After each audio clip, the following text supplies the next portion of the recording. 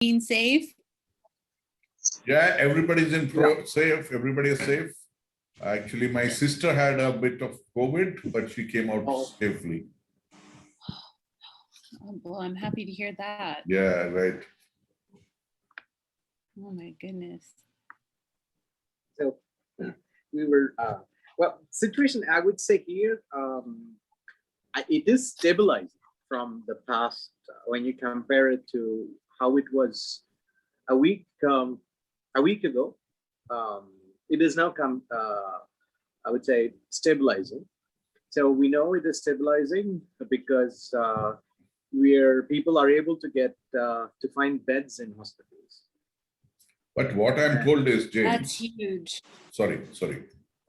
What I'm told is, in the rural areas, the pandemic is very huge and it is really virulent, I believe.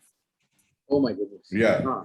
And they are not coming to the urban areas for the hospitalization, and you don't find any rural health centers which can really accommodate patients, Right. Because what I am told is the oxygen levels of oxygen consumption is more in the mandal level now rather than the urban centers. Okay. I would say mandal level would be like county at the county level.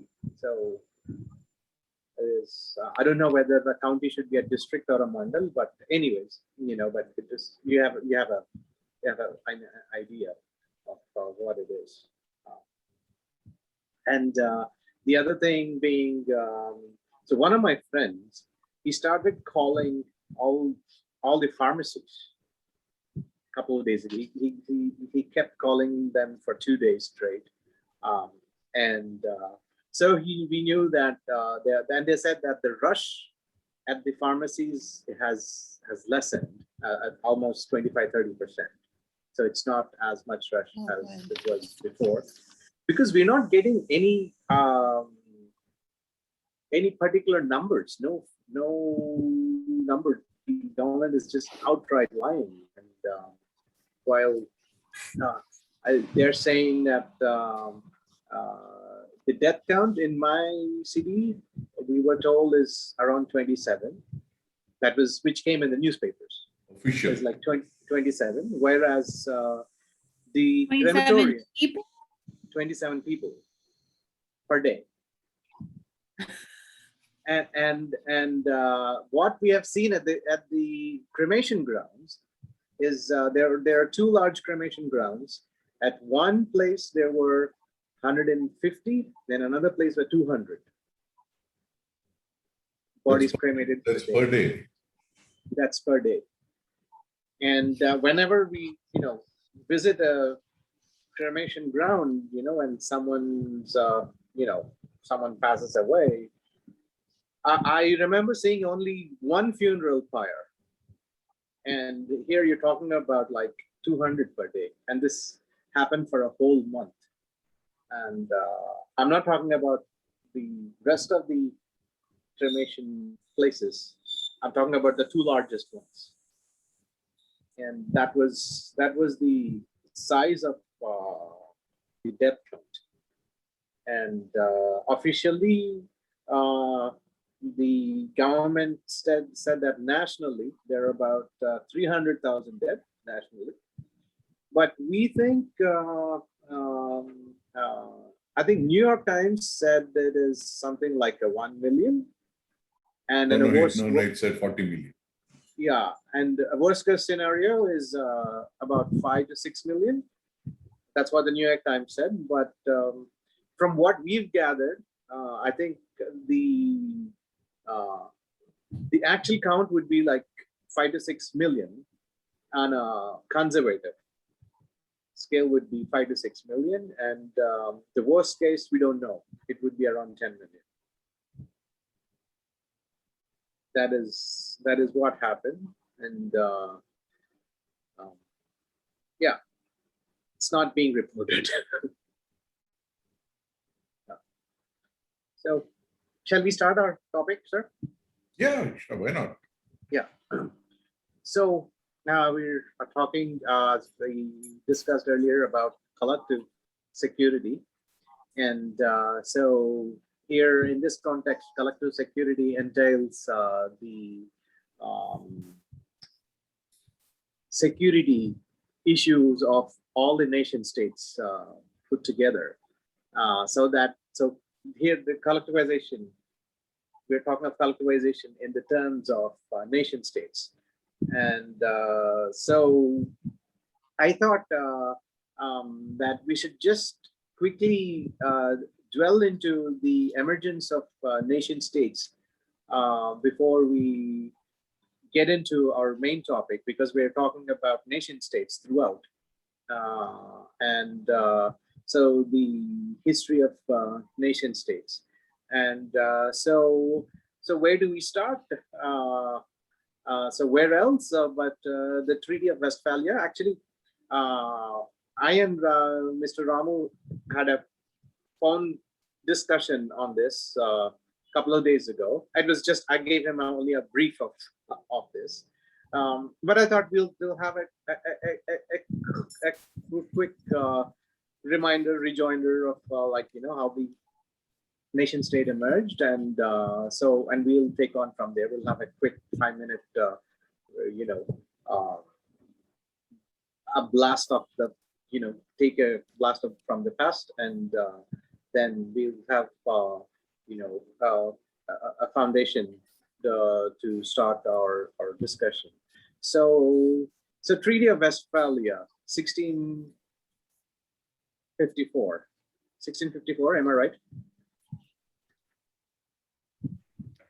Yes. Yeah. 1640s. I think it was. No, 1648. I'm sorry, 1648. 48. Yeah. Yeah, 1648. So the Treaty of Westphalia, you want to go into it quickly, or should I start and then you will take it from me?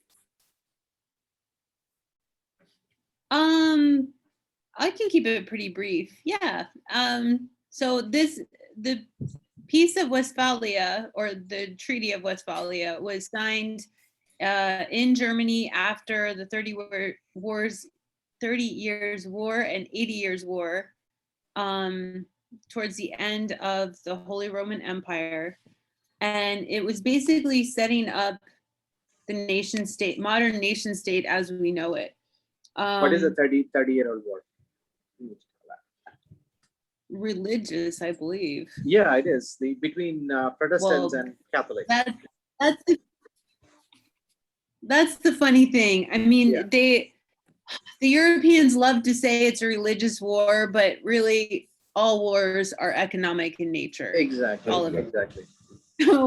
So again, a lot of these things are incited by I think empires like Rome trying to maintain their okay. control. Like the What happened, James?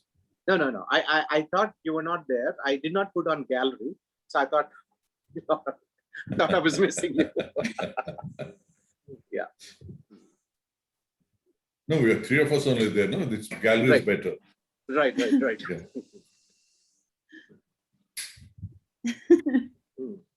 So I think some of the most important things to note about the Treaty of Westphalia is that it's the first time that Europeans are recognizing that a government led by one person or by several wealthy people are in fact a great liability. The progression, the transfer of power was never stabilized. The security of where people lived was very much threatened all of the time by kings that wanted to wage war, and just for greed, for Rome, for whatever reason. So the key takeaway of Westphalia is that this is the first time that in Europe people came together and decided that it was in their national security interest to set up the nation state, which would have administration. And at the time, it of course was still the aristocracy and the controlling powers of whoever the king's advisors had been, or wealthy landowners. So even though they're saying that they're creating the nation state, there is still a heavy element of feudalism happening. And we can really see that in the next 400 years since that treaty was made. I think that even today, we have elements of the aristocracy and that authoritarian control, which is still presenting a problem here. And ultimately, when the Treaty of Westphalia was made, there were inherent contradictions. So there's a lot of research coming out about Machiavelli, for example, Niccolo Machiavelli.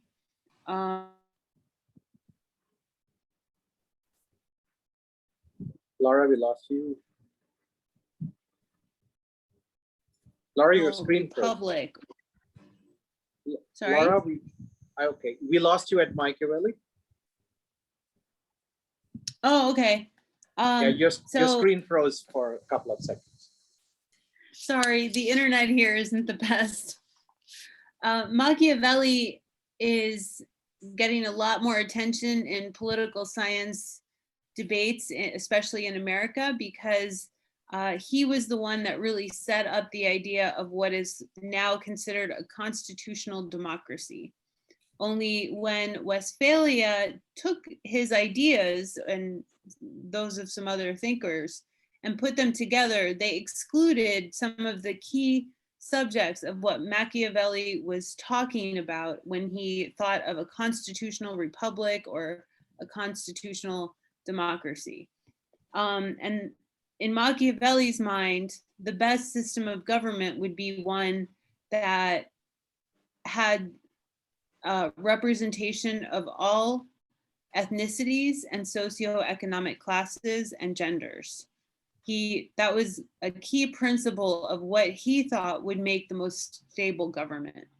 When Westphalia was formed, it again was not well represented by European governments. It was primarily the aristocracy, the wealthy landowner owners, the feudal owners of the King Society that turned into the modern nation state. And I just want to interject quickly also, because a lot of the royalty, the kings, the princes in Europe at that time, and there were plenty of them, couple of hundred of them. And it's not like the 35, 40 states which make up the European Union now. It was like there were almost several hundred, 400 or 500 states in Europe, and all of them resented the authority of Rome and Pope. And so when it was at the same time the issues of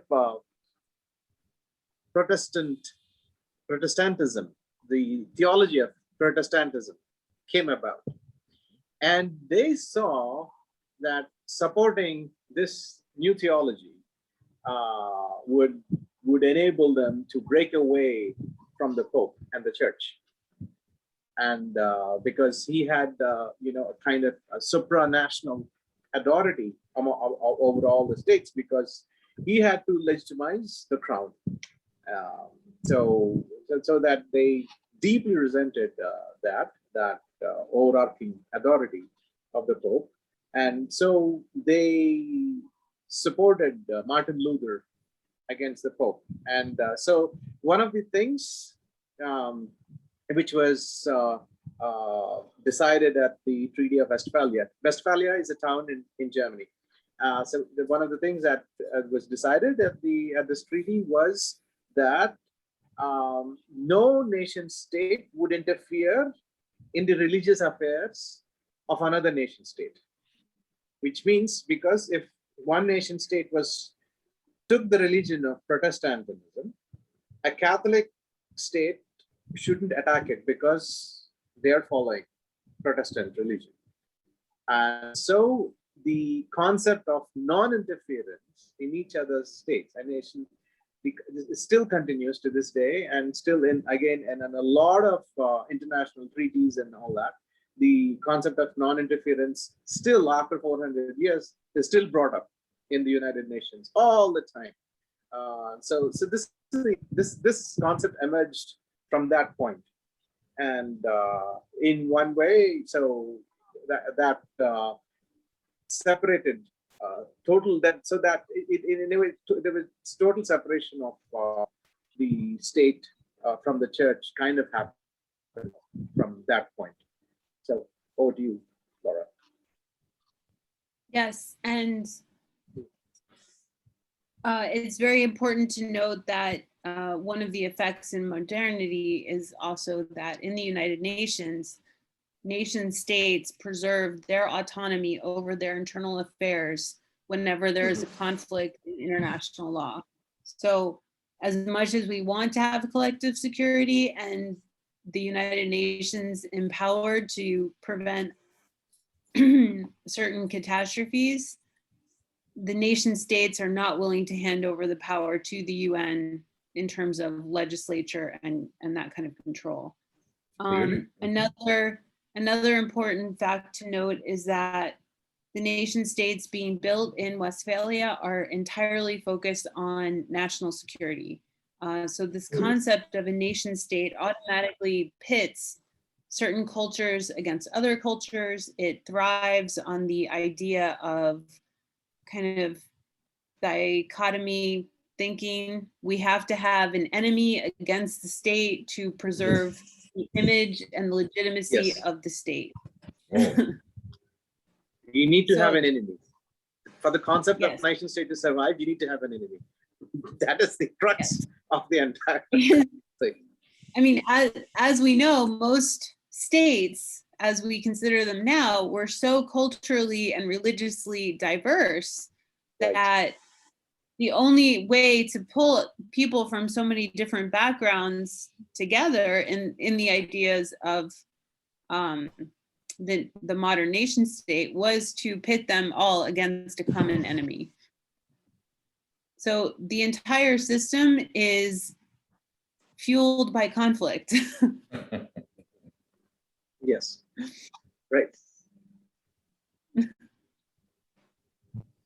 And so without an enemy, there's no nation state.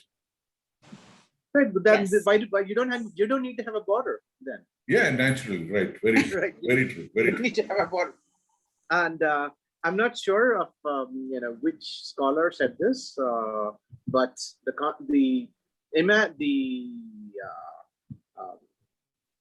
how a definition, how a nation state is defined is a nation state is when you have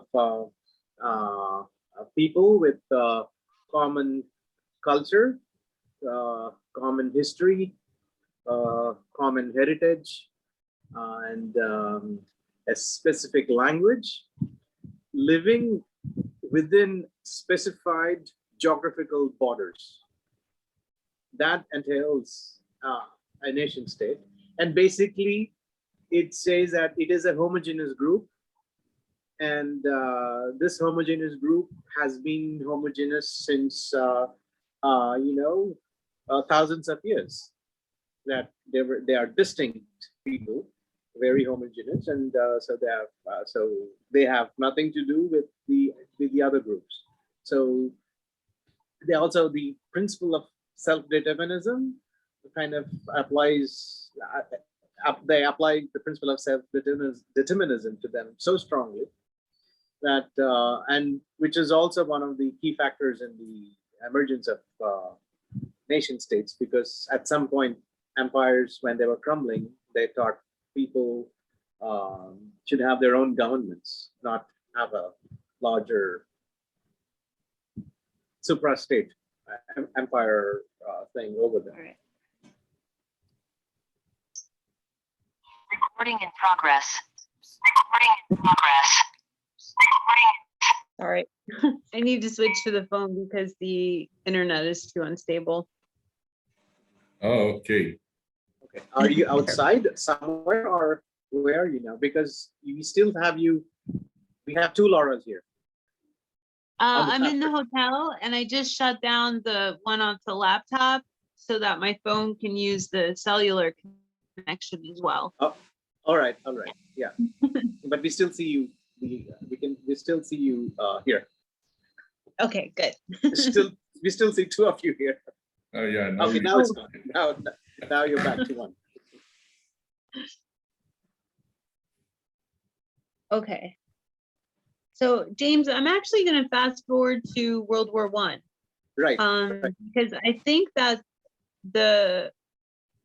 one of the first time, which was of course very jarring for the world, is the failure of the nation state in World War I.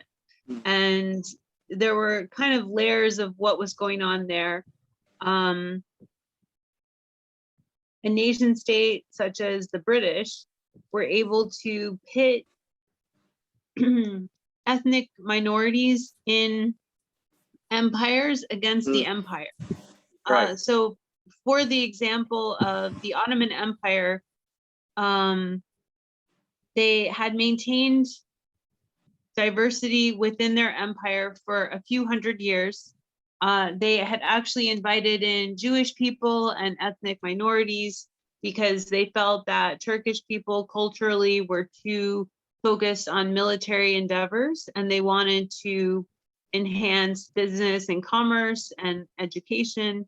So at the time, when at its inception, the Ottoman Empire wasn't necessarily a convert to Islam or be killed type scenario. It was submit to the Ottoman Empire and become part of the empire.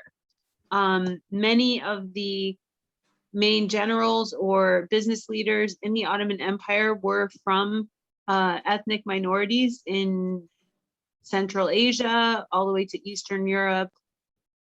On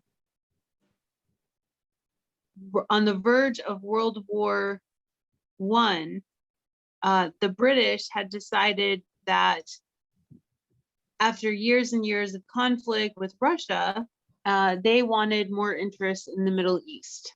And Russia and Turkey had been fighting the Crimea War, and the British had essentially approached the Ottoman Empire and told them, if you don't side with us and join forces with Russia against Germany, then we can't do business. And then they incited all kinds of religious minorities against the Ottoman Empire, such as the Armenians, the Kurds. The British had really empowered people from all over the Ottoman Empire to start attacking outposts of the empire and killing whoever they thought was ethnically Turkish. It was extremely hard to tell on the verge of World War I who was who. One of the main reports of the US government fighting in World War I is that the US soldiers would come back from the front and they would literally have a day of almost no fighting on the European front because they had, the Westphalians on the other side of the line, which was, of course, the Holy Roman Empire remnants and German forces, but they weren't really German forces. They were Central European or Germanic forces. Yes. Very oftentimes, those soldiers on the Axis would come over to the Allied troops and say, you've got to watch out for the Prussians, kill those bastards, we hate them, whatever, yada, yada. So it was very muddled who was fighting who, and even then within the empires, the emerging nation states had kind of pitted all of these ethnic groups within empires against each other. So the idea of common enemy or collective security or national security was becoming increasingly more important, but there are, of course, loopholes. It's a very bad system when we're trying to set up trade, when we're trying to deal with climate change, environmental challenges, or pandemics. Go ahead, James, take it from there. Right, yeah.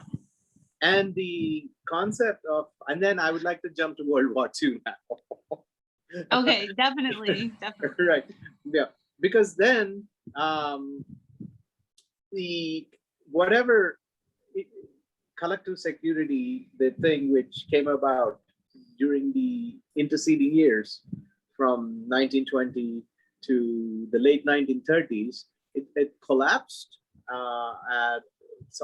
Everything collapsed, which culminated into the Second World War, and so they thought it was very important to re-strategize the concept of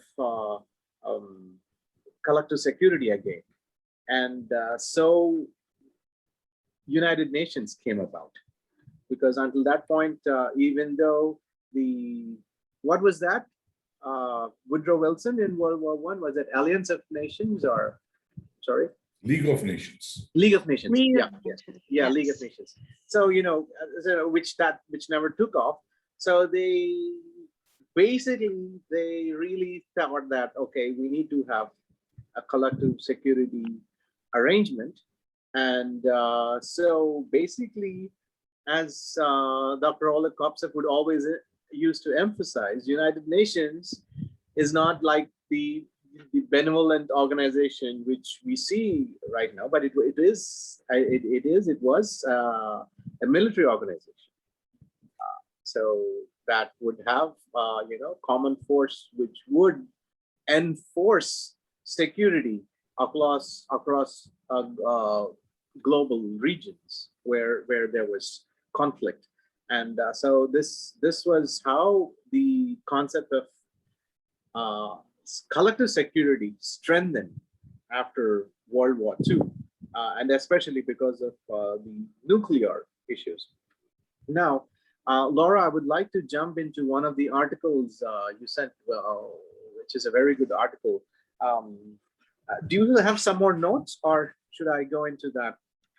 I think my major note was that, I mean, of course, we know that World War II was caused by World War I. And Germany was forced to pay very heavy reparations. Countries were banding together in Axis versus Allies, and not necessarily in World War I because either one was wrong or better or worse than the other. But there really were concerted efforts from certain political leaders to undermine the authority of other nation states. And then when we basically, the post-World War I era made Germany so unstable that at first they resisted a fascist like Hitler, but then the society became so vulnerable because it was impoverished. People had no education, they had no healthcare, they didn't have food security, all kinds of other issues that the UN now works in today are being recognized as important for collective and national security. So when we talk about what World War II did, it made the UN more focused on boosting education, healthcare, helping people out of poverty. And although there is a military aspect, they start to finally incorporate other aspects that make a society more secure. And let's see, what else?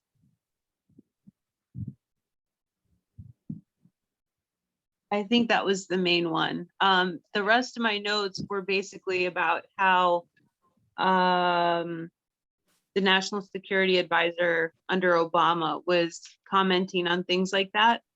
And we have some changes to national security and also collective security where we didn't necessarily have to worry about them before, such as the media. We know from World War II that media was a huge proponent of villainizing the other side of the people you were fighting. But now it's only gotten worse, and we see kind of those divides of pitting people within a country against certain groups of other people because of media influence. So go ahead, James. Those were my main points, is that collective security isn't just military. Yeah, It's right, also right. focused on Yeah, because social until that point, it was, post World War II, it was seen a lot in terms of collective security, but now we have all these aspects. And even then, national security, even now, is still seen in terms of military security. Most they give more preference to that. And now that we have a pandemic situation and all that, and again, so we're really looking at issues of collective security again. And this, again, as you said earlier, has a conflict with the nation state system. And Yes. yeah, so you sent a really good article. I just want to pull it up now. Go ahead. Yeah. So can you Yeah. I'll do share that. my screen, sir? I'll do that. Which one was it? It's the thing on Center for International Governance Innovation.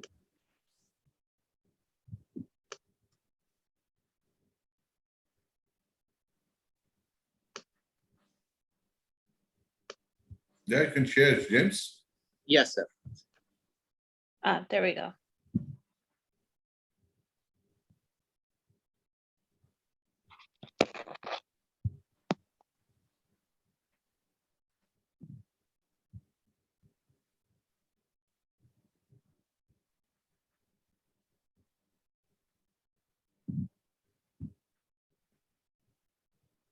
So can you see the screen yet? Yeah, we can. But I'm not able to see it at my end. Okay, yeah. You're seeing the screen now? Yeah. Okay, good. Okay. Right.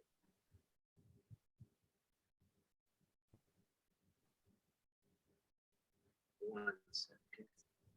Yeah, this article really had a comment that stuck out to me when they talk about security. It's called the Five Eyes Alliance. You're right. And they are, of course, what they call the Anglosphere. Right, exactly. Which Exactly. I'm not sure how any state can talk about national security when they're so willing to exclude so many other voices. Correct. Absolutely. Exactly. Absolutely. So I'm just starting. I'm reading the thing. Yeah, good. And just please interrupt me and comment or interject whenever you want to.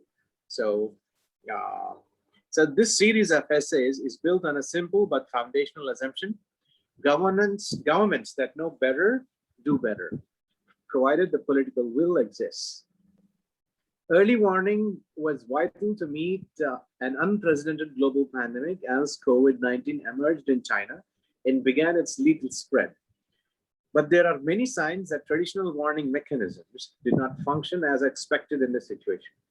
Media reports indicate that the Canadian Global Public Health Intelligence Network, a critical early warning system run by the Public Health Agency of Canada, meant to serve an international clientele, including the World Health Organization, effectively went dark in May 2019, 7 months before a pandemic alert system would be needed most. International understanding of the potential severity of the pandemic was further hampered by early problems in reporting on the outbreak from China.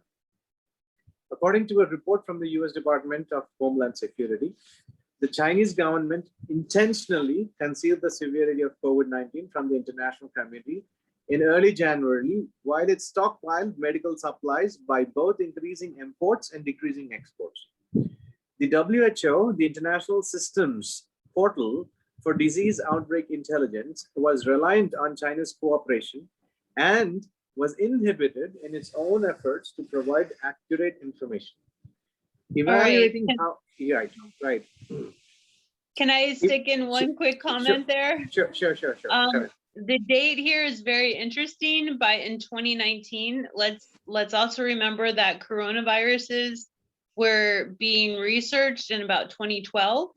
They were identified very early on after about 2010 as being one of the diseases that could pose the greatest pandemic threat.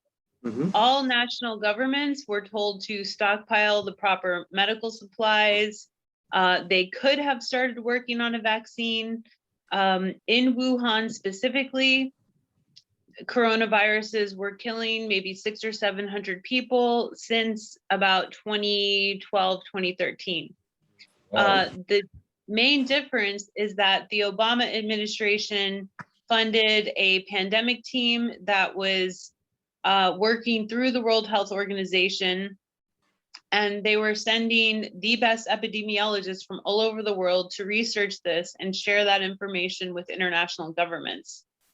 Trump, when he came to power in, 2016, the first thing that he did was annihilate all funding for the United States pandemic team and funding for the World Health Organization's pandemic crisis alert team, or whatever they had coordinating with them.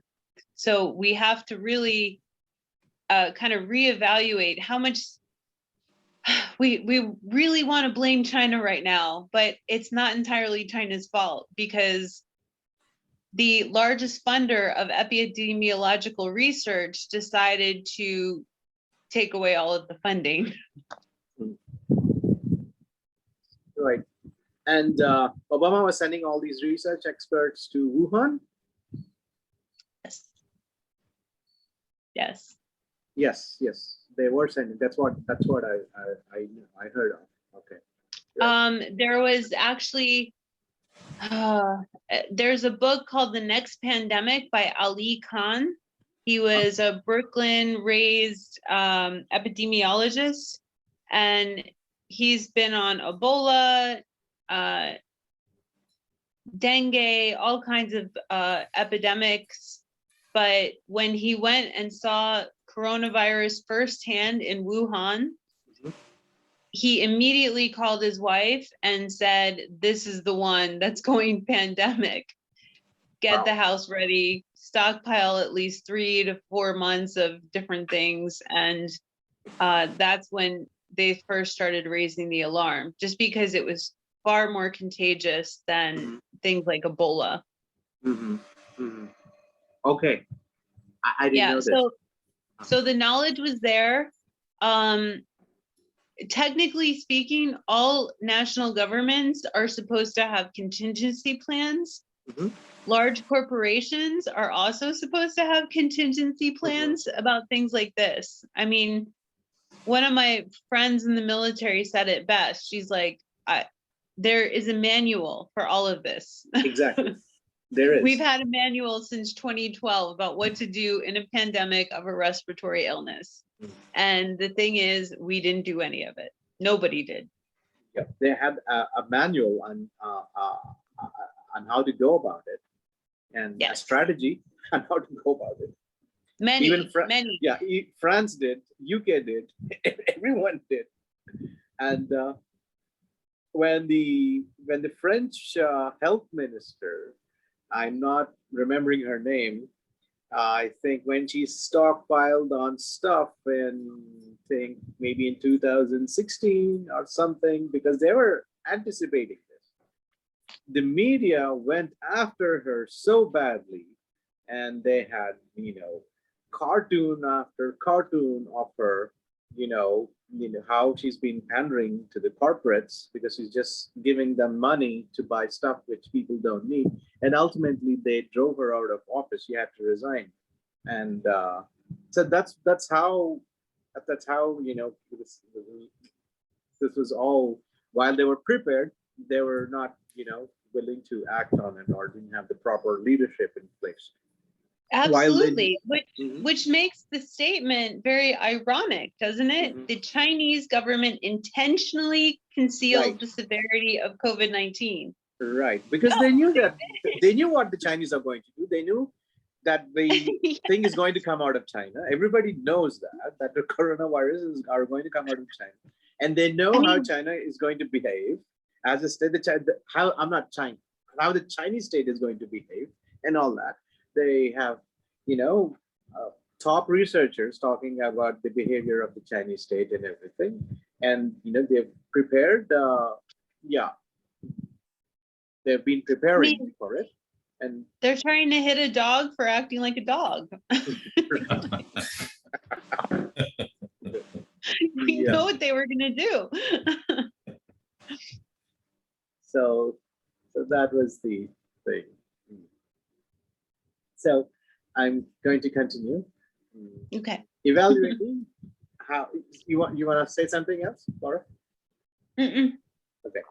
Evaluating how crucial global health intelligence should be generated, assessed, reported to policymakers in a timely way, and shared will be one of the key lessons from this experience for countries around the world, right? Another key and congruent lesson to be learned from COVID-19 is the urgent need to reconceptualize doctrines of national security. A national security strategy is ultimately a framework for knowing better, all right? So, because most of the national security issues is again, when they all sit in the Oval Office or in the Pentagon, it's all again mostly military stuff. And even though we have all the other disciplines they're working on too, but it's again, it's like that. With COVID-19, we have seen cyber attacks and disinformation campaigns launched by adversarial state actors. The domestic deployment of the Canadian and Australian militaries among the national forces to protect vulnerable populations. The disruption and vulnerability of just-in-time global supply chains, worrying domestic political tensions and fractures in many states, and an erosion of international cooperation. So here they're saying there were disinformation campaigns launched by adversarial state actors. This at this point, I think this became very huge. I think even though this has always been there of disinformation campaigns, but state actors directly indulging in this, as I think has been a feature since Hillary's election. Laura? Since whose election? Hillary Clinton's election? Oh, it's been a problem for even longer than that. But yeah, but like the way I think way because they were always behind some organization, but Russia was blatant in how it was open and blatant on how they. Very much like the situation in World War I. I'm really disappointed that no think tanks are talking about.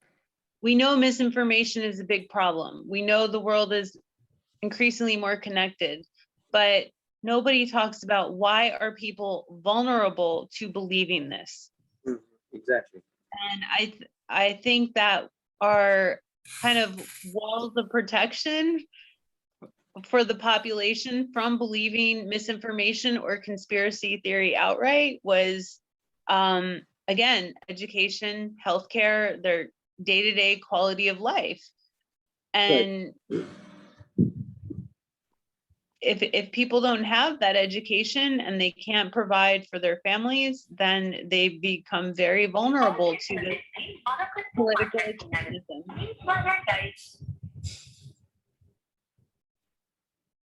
So I'm continuing.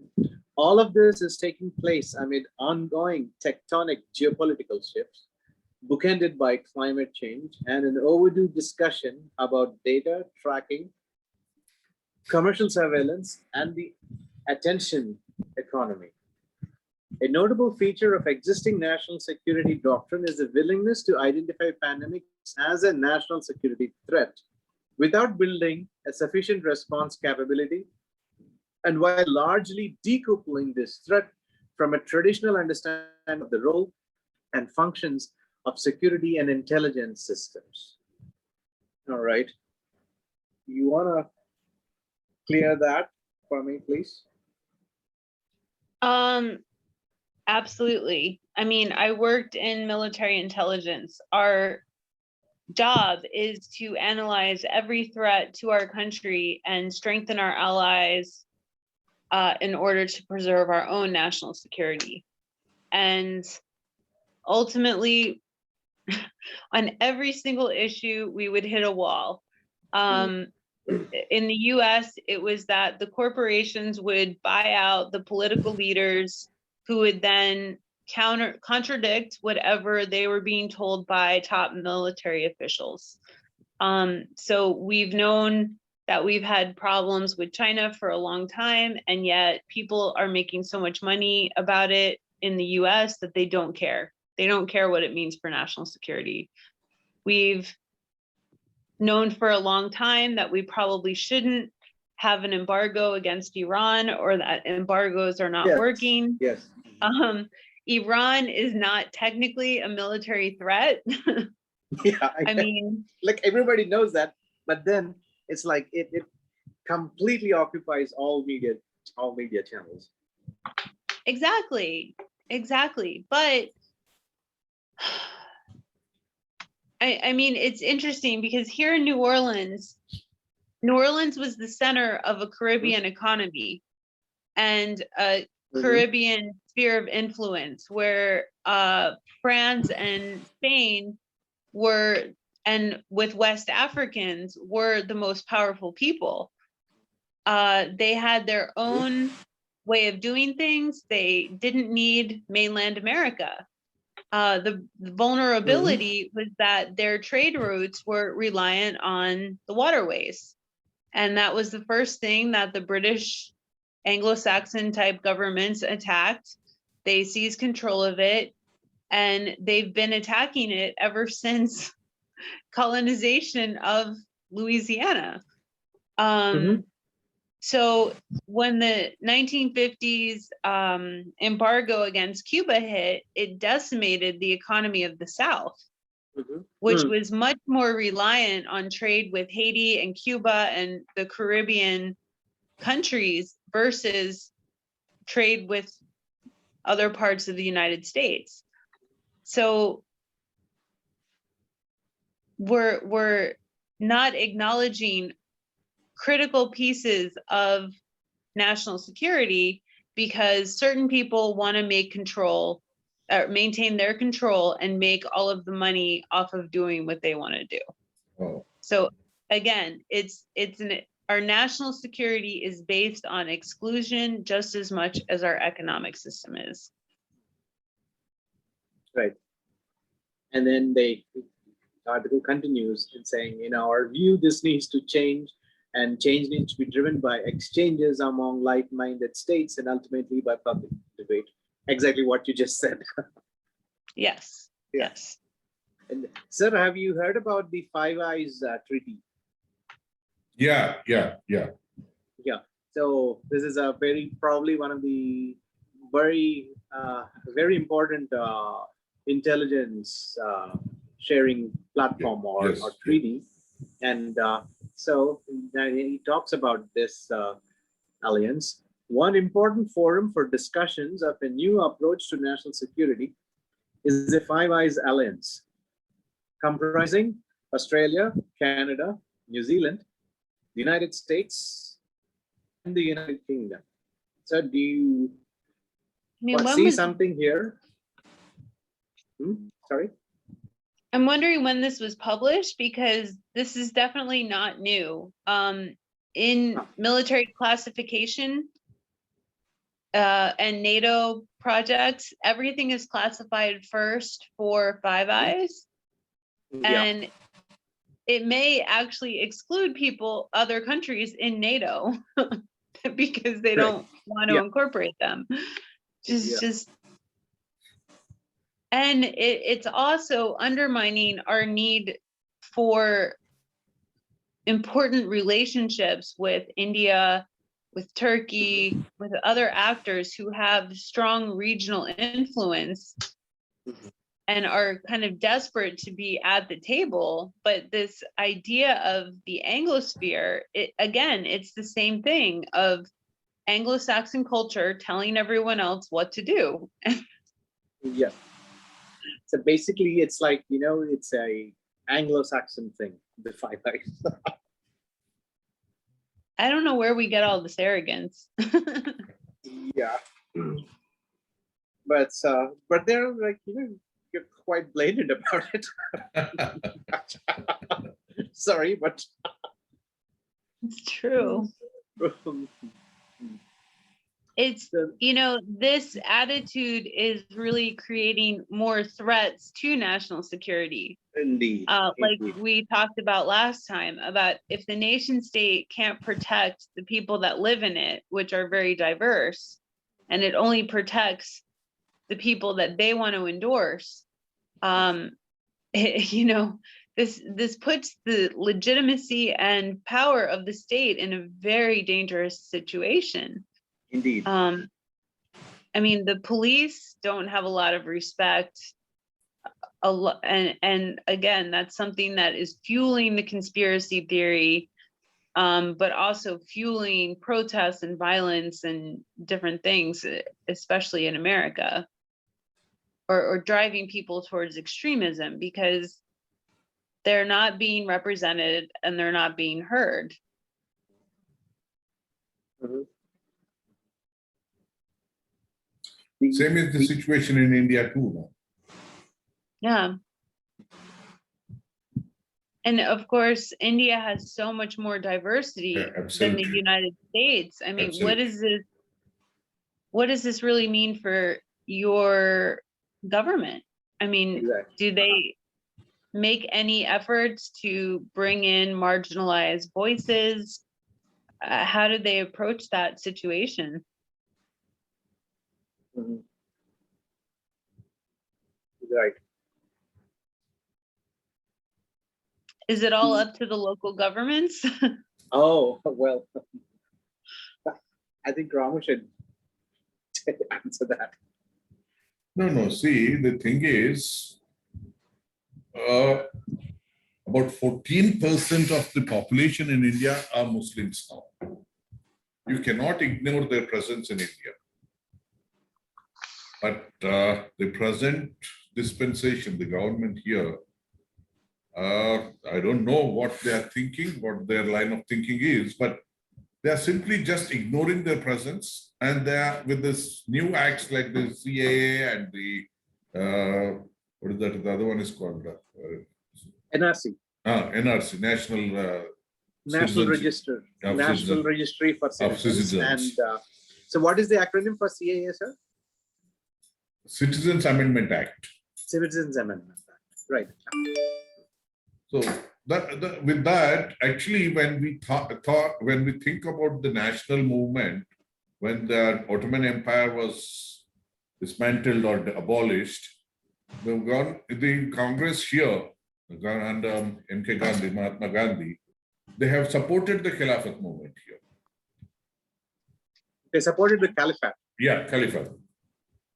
And they have, yeah, they have in fact raised a movement here against the abolition of Caliphate.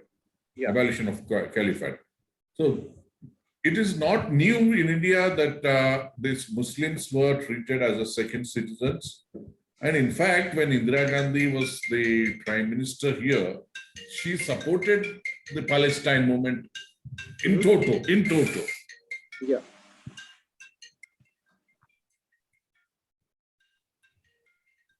Well, wasn't Gandhi himself very opposed to Israel and the Jews? Oh, no. No, he was. No, he wasn't. He wasn't. That was Gandhi is a person you cannot say that he opposed any person or a community. He was. You cannot say that he opposed any civilization, country, community, faith, religion, or things like that. he was because he was, when you study Gandhi, which I have started recently, understanding Gandhi very recently. It's more about his ideas more or less form like a very distinctive religion in itself. Why did he?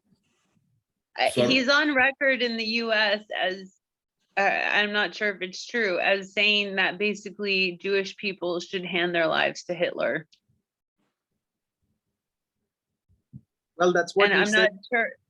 Well, Yeah, I'm not sure if it was in the context of better to be the victim than the aggressor, or See, that's the thing. That's what I was trying to say, is that when he was also questioned, I'm not sure about this because I read this quite some time ago, when he was also questioned about what he would do when if Hitler invades India and all that.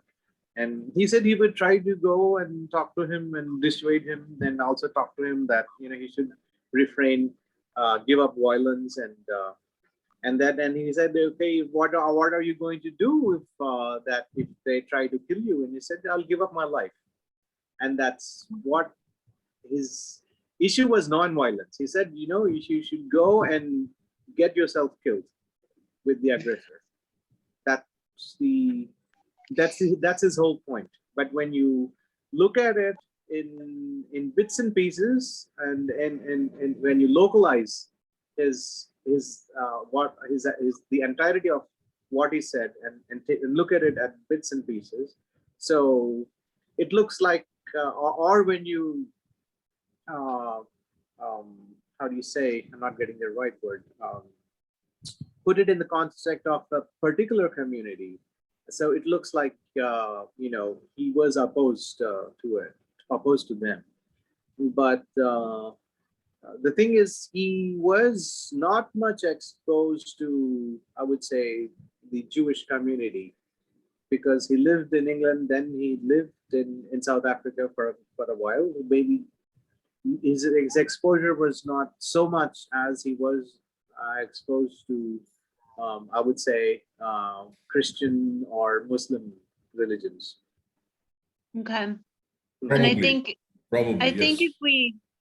if we zoom out a little bit, the nonviolent strategy is definitely more applicable in anything that's commerce based, because of course they need the labor force to do the work. But Yeah. when it comes to blind racial hate and genocide and literally trying to annihilate every last type of person in that group, it becomes a little bit more complex. Indeed. If the whole group just decides to die, then the aggressor has won. Right. I think I would say it is, Gandhi is quite complicated to understand, and even now, I used to have a lot of misapprehensions about him myself, and so you need to understand things also. From most of it was, he was trying to get independence for the country. He was trying to get united country. He was trying to unite the country into a national movement. He united the country. India was a collection of states, and he united all those into a single entity and all that. And so basically all of it, and he didn't have the force to take on the British Empire, and all he had were people, a lot of people who he needed the masses behind him, and the masses were poor, even though there were groups of rich individuals in the country, but it was a very small group. But he needed the mass support of the masses, and so he directed all that mass support into opposing the British Empire, and he could not do it with no force. And all he had to do was put your body in the way. That's what he did. and he put Gotcha. everyone's bodies. In fact, the national movement, British aggression is in 1857, the Sepoy Mutiny. It took 90 years for them to go away, but the national movement is 1917 to 1947. That is when Gandhi was in the picture. Otherwise, they were always very happy ruling India. They were happy plundering the natural resources here. And here you should read one book by Shashi Tharoor, James. We should get that book. He actually has written a wonderful book. I was actually participating in one of the reviews. Okay. We should get that book. Can you write down the name for me? Yeah, I'll do that. I'll do that. Okay. Thank you. Yeah. I'll do that. So we'll Yeah. go again. I think we need to have a separate session on Gandhi. Yeah, we need to. Yeah, definitely.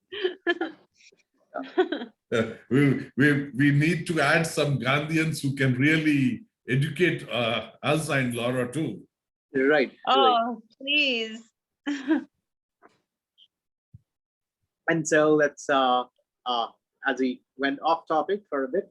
So Yeah, no issues. Yeah, please go ahead. James, Yeah, go ahead. come to the concluding part of the article here.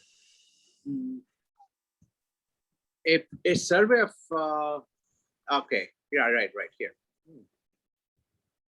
The Five Eyes partnership has over the past decade expanded its scope beyond intelligence sharing to incorporate dialogue on key geopolitical and economic concerns. While it is a small and tight club of Sir, Anglosphere I'm in a states- meeting. Can I call you in a bit, sir? Hello? Yeah, I'm in a meeting, sir. Can I call in a bit? Yeah. While it is a small and tight club of Anglosphere states, it could serve as an important sounding board. A survey of pre-COVID-19 national security doctrine among the Five Eyes provides a sense of how its individual members may need to pivot to face the future. Among the Five Eyes, New Zealand is unique in it has no current national security strategy or any recent precedent for creating one.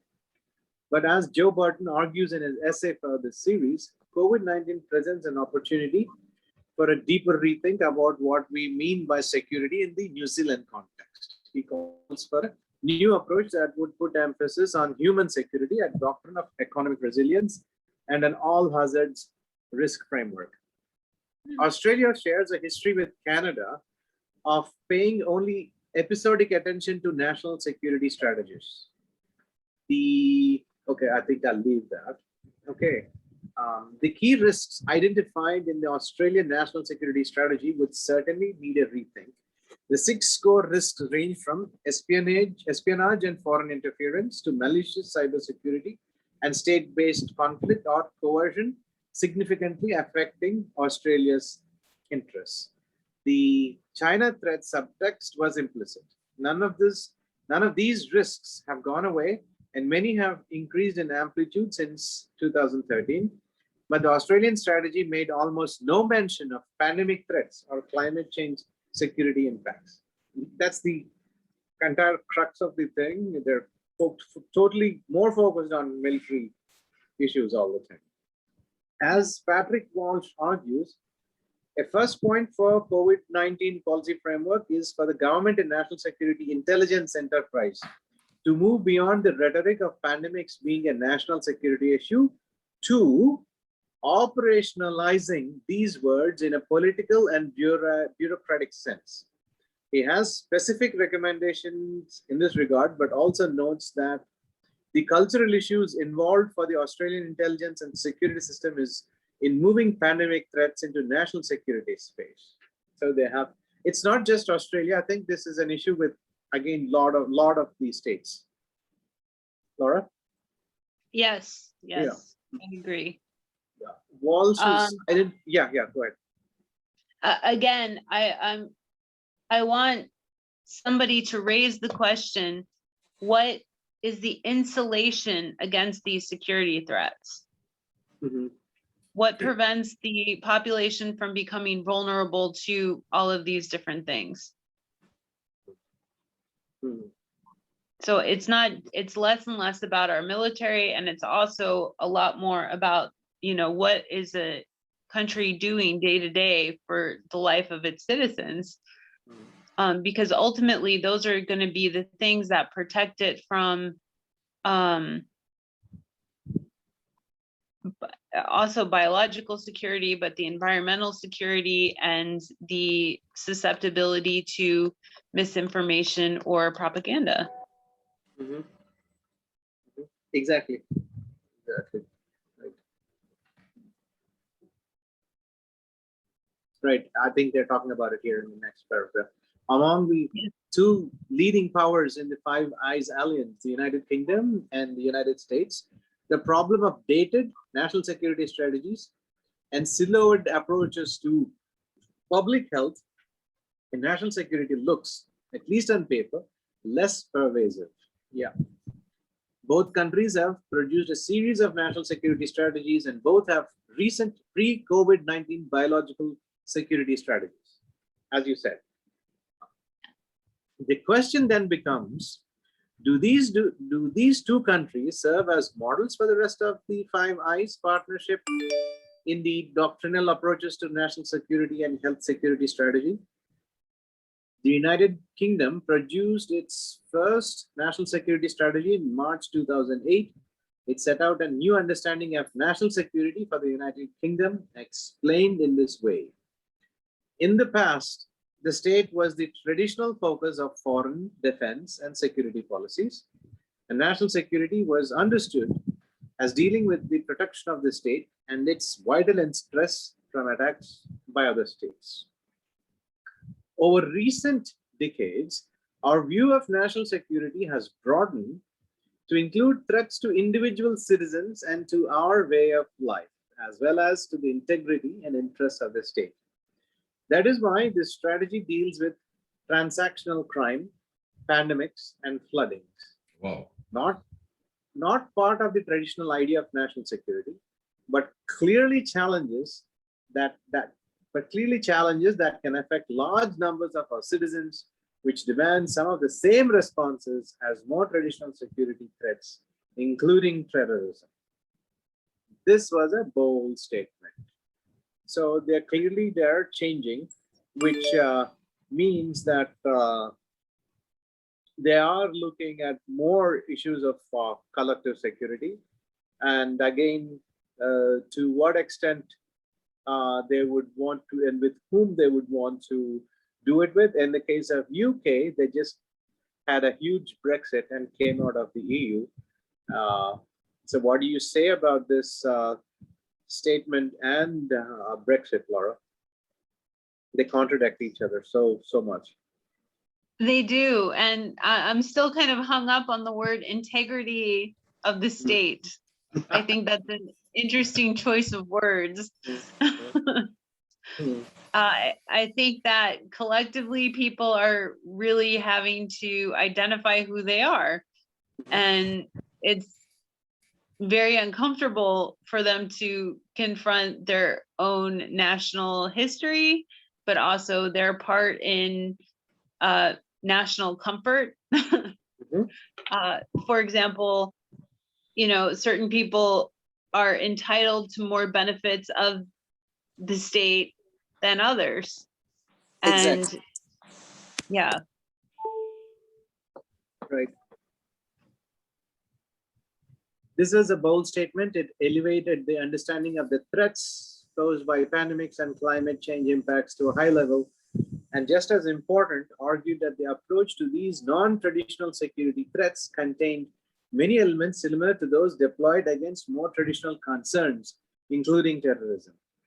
These elements included monitoring, intelligence collection, and risk assessment, the development of response capabilities, and the inclusion of the inculcation of societal resilience. There we go. There we go. Okay, what you just said. Subsequent iterations of the British national security strategy suggest the bold new outlook never fully took hold. Right. Surprise. The most recent update to the British National Security Strategy was produced in 2018. Pandemics were included in a general category of national security threats labeled diseases and national hazards affecting the UK. Discussion of specific responses to pandemic threats was offloaded to a separate biosecurity review produced in July 2018. The UK Biological Security Strategy extolled the capabilities and systems available within the United Kingdom while calling for greater integration of effort, sustained attention to the threat, and support for developing countries to help improve their capabilities. Exactly. Okay, I'll get back to that later. Disease outbreaks were identified as a major globalized threat to society, while accidental release of a virus or deliberate biological attacks were seen as less likely, high impact, but low probability. The UK strategy maintained a traditional distinction between the role of intelligence services in collecting information regarding deliberate threats, largely from malicious state actors, and the conduct of epidemiological intelligence by civilian public health authorities and experts in Britain and through international partnerships. The key role played by the WHO's Health Emergencies Program was acknowledged alongside Britain's financial contribution to it. The WHO was described as having a world-leading surveillance and information network filtering 5,000 disease signals a month, looking for outbreaks of pandemic potential. So it's still, they're basically saying that they're still not fully divested in it. Is that? Yeah. And I'm a little bit skeptical because the British response to the pandemic has been very severe, and they are forcing people to pay to quarantine upon re-entry to their own country in government sanctioned hotels that are about £1,700 a week. And New Zealand had a much better outcome, but again, these are two small islands where geographic isolation is largely possible for them. We haven't really heard a voice of the success stories of countries that are geographically connected or very large and diverse and have a lot of movement of transport of people and goods.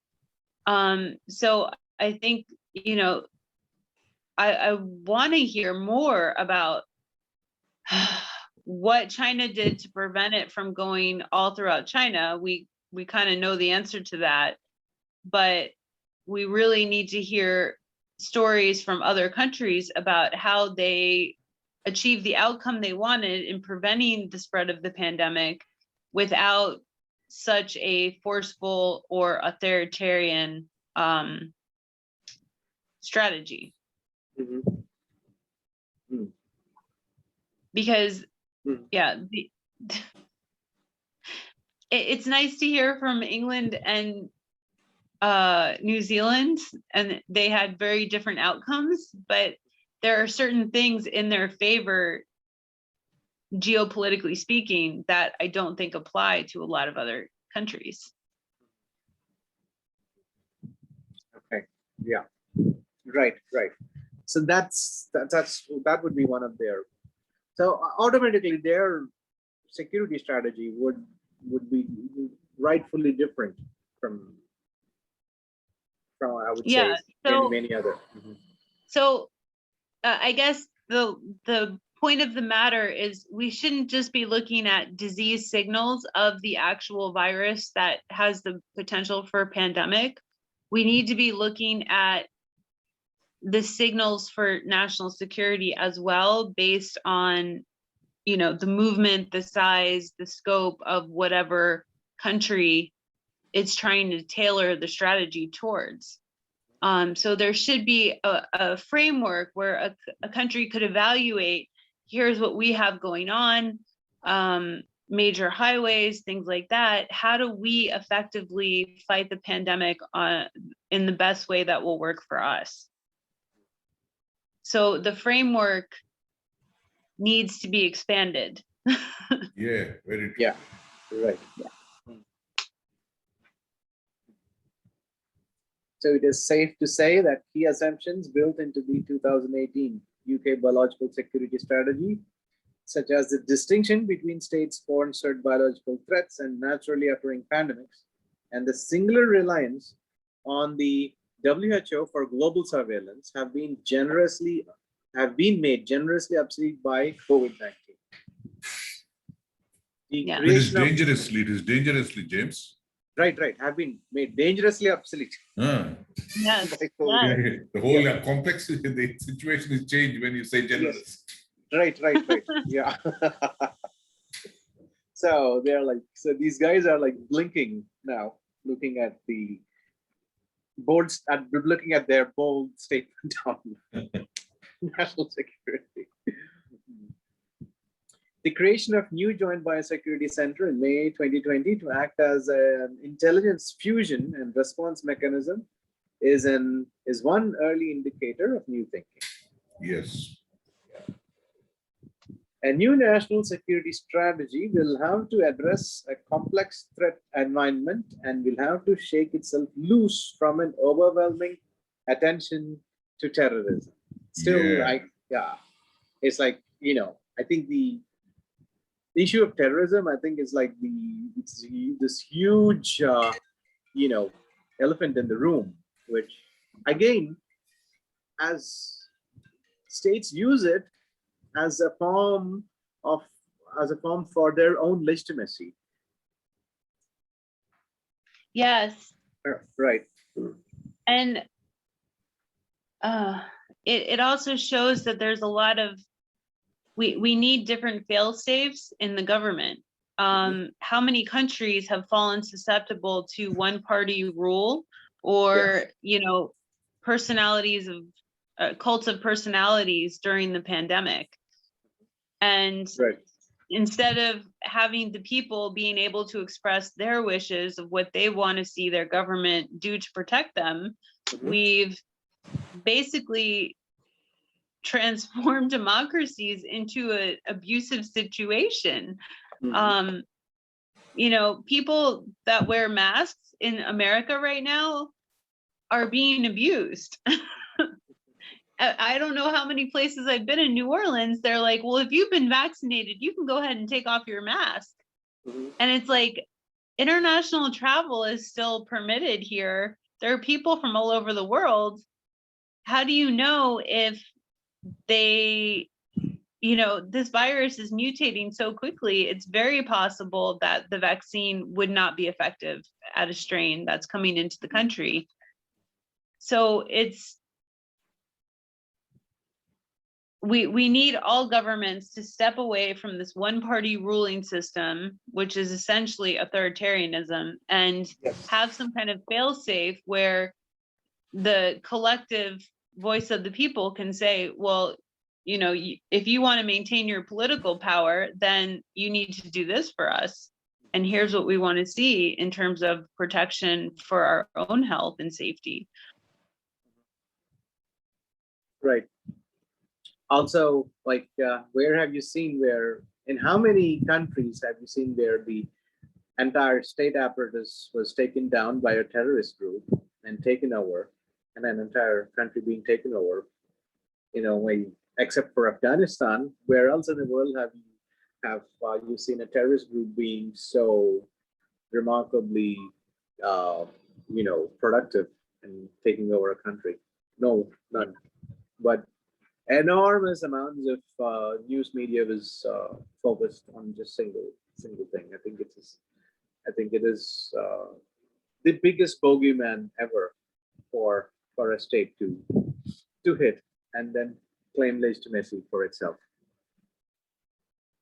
Absolutely. So coming back, a new national security strategy will have to address a complex threat environment. It will have to shake itself loose from an overweening attention to terrorism, right?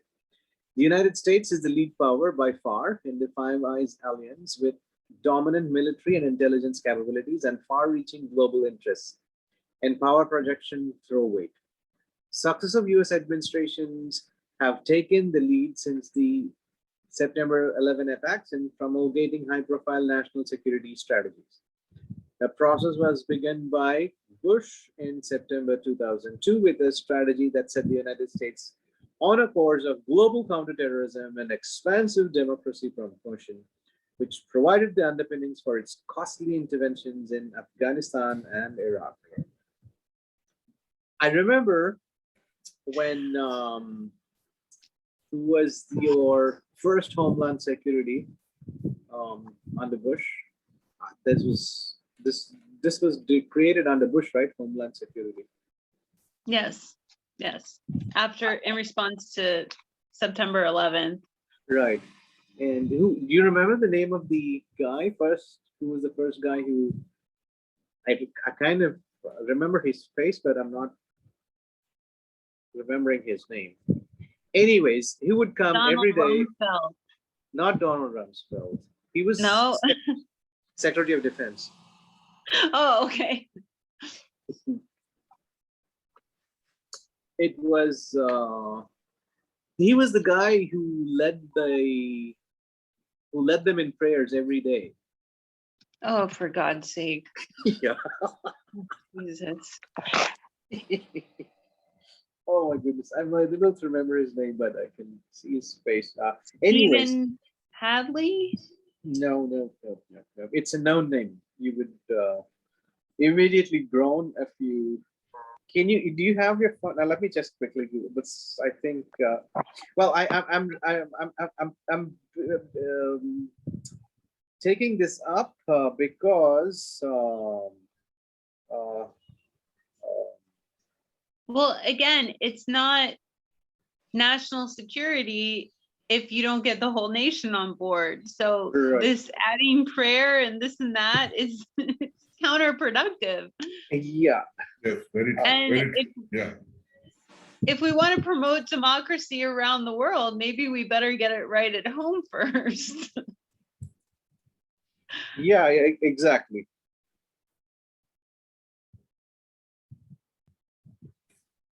I'm checking him on the internet if I can find your name.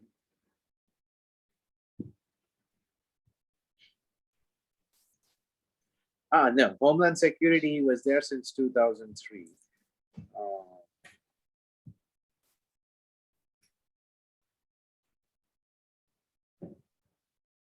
Oh no, it was created in 2011. I mean, sorry, 2011. Yeah. Well, I think some of the takeaways here are really that national and collective security can very much be a dialogue between citizens and a governance. Mhm. And we have the tools of technology in place to really open those dialogues. Of course, there's still room for the experts to take inputs from their citizen base and formulate that into a professional policy, and then once again share it and explain why they Absolutely. came. Uh-huh. Yeah, that's why they came to the conclusions that they did. Here's what they learned from their citizens, and vice versa.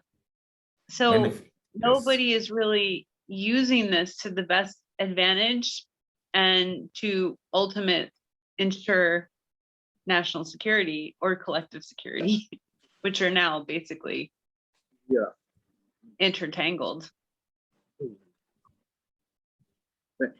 The reason I brought him up was because he would come every day on television and say like, oh, that threat level is red or 5 or something like that. He would, I think they assign colors, and I don't know how they could assign a threat level. I have no idea. And every day they would come on national television and say like the threat level was red or blue, or he used to give.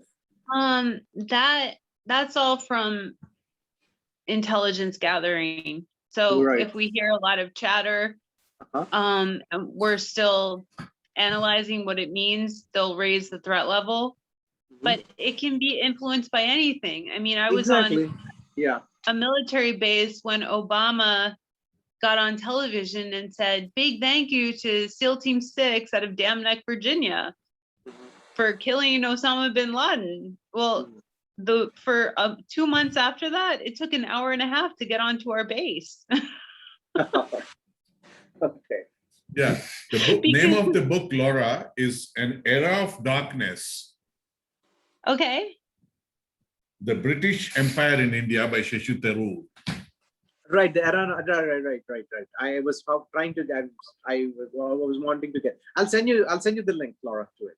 Oh, thank you. Yeah, I was thinking, I wanted to get that book too. It was supposedly to be a very good read. Right, well, Thank you. the way it was reviewed, it will be one of the best reads, James. Okay. Yeah. Fantastic. So the most recent US national security strategy dates from midway through the presidency of Donald Trump. Not surprisingly, Trump wanted to put a distinctive stamp on his own strategy and to distance himself from his predecessors.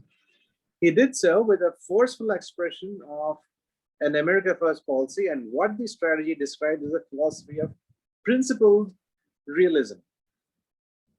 The realism component acknowledges, sir, international relations has, you study international relations through a set of theories. And so here we're talking about realism theory. And in particular, they're saying Trump's thing was principled realism. The realism component acknowledges what the strategy calls the central role of power in international politics. The principle is very America First oriented, grounded in the knowledge that advancing principles spreads peace and prosperity around the globe. Within such a construct, pandemic threats got very short shrift. The half-page devoted to them mixed a discussion of naturally emerging threats and deliberate bioweapon attacks. So the entire pandemic thing in his security strategy was for half a page. Wow.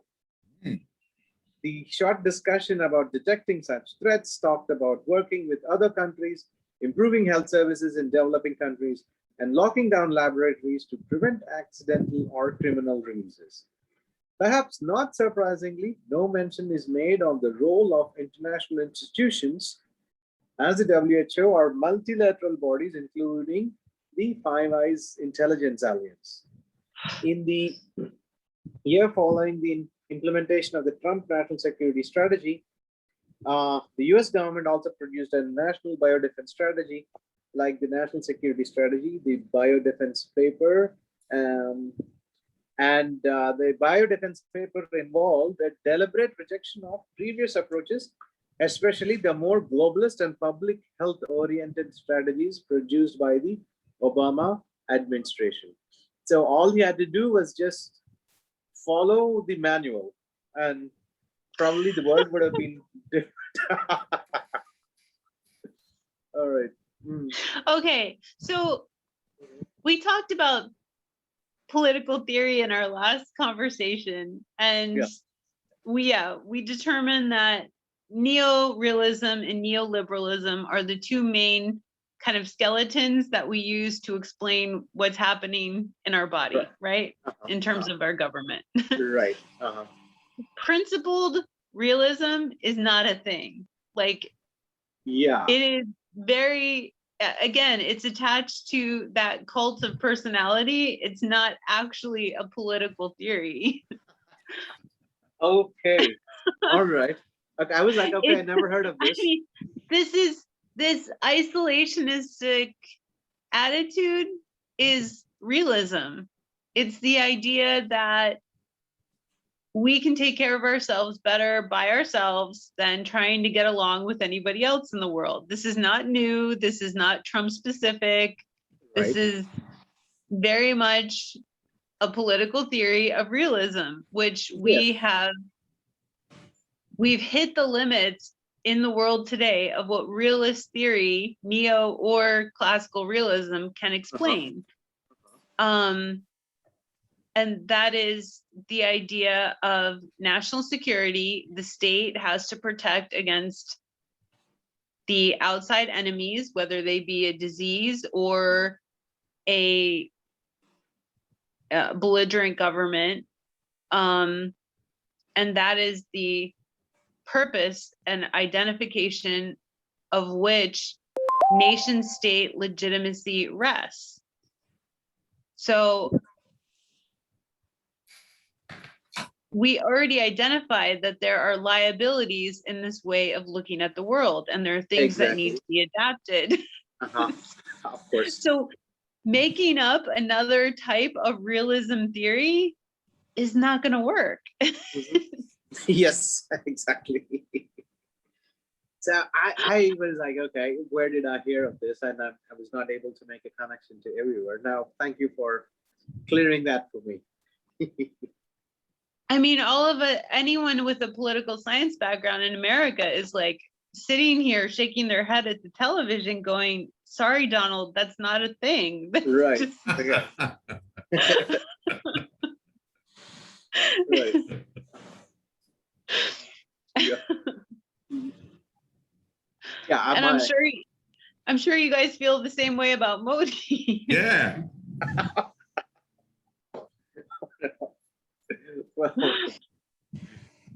Well, I we don't know who is the original, Modi or Trump. So it's like they kind of outdo each other, and they're serious contenders for. Oh gosh, I mean, do the advisors to Modi shake their heads too? Because you all saw it, like Dr. Fauci shaking his head or rolling his eyes. He didn't even know what to do with. If he had any. Does he have advisors, or it's just Modi against the world? No, he doesn't have any advisor. That's right. Oh geez. No, had he had any advisors, the situation would have not been so bad, Laura. Oh my gosh. Yeah. He really doesn't have anybody. We're not joking. We know what's Who are all the happening. people supporting him? Oh, well, that is the question. That is the question.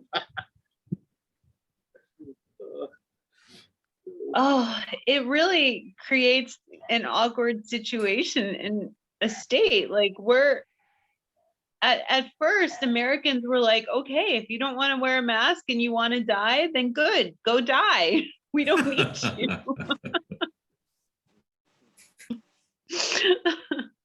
It's one less person to vote for Trump. But with biological threats, there's just no way to insulate, and there's no way to protect anybody. How can you do that? It's impossible. Yeah. It's just. I mean, every government, every king, every empire has failed at preventing pandemics. We had them in Rome. We had them all the way through the Silk Roads in medieval Europe. I mean, what have we learned? Exactly. Yeah.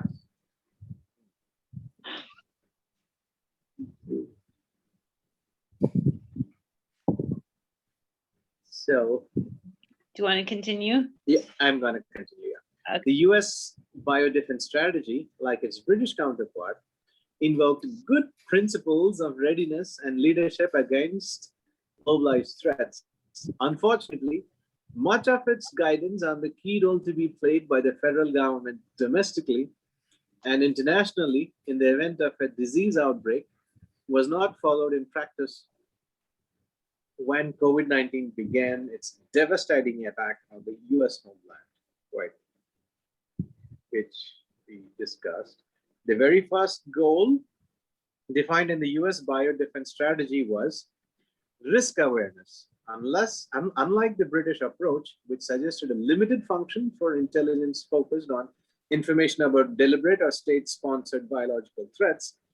The US conception called for a strong role for intelligence in strategic understanding across the range of biological threats, combining efforts at timely reporting and analysis, strategic warning, research, periodic risk assessment, forecasting, and informed planning scenarios. What the fuck? Oh, I mean, and still, oh my goodness, it was right. All right. The early warning mission was especially clear and ambitiously framed, provide strategic warning for and assess the potential impacts of diseases with potential to affect US national security or interests abroad, including assessments of the potential cascading effects, example, economic, societal, and governmental impact. You had like everything in place. I mean, you had all the cutlery on the table and you didn't like use it. Correct. And we're still eating with Oh my our goodness. hands. Oh, well, I mean, at least half of your population is vaccinated after Biden got in power.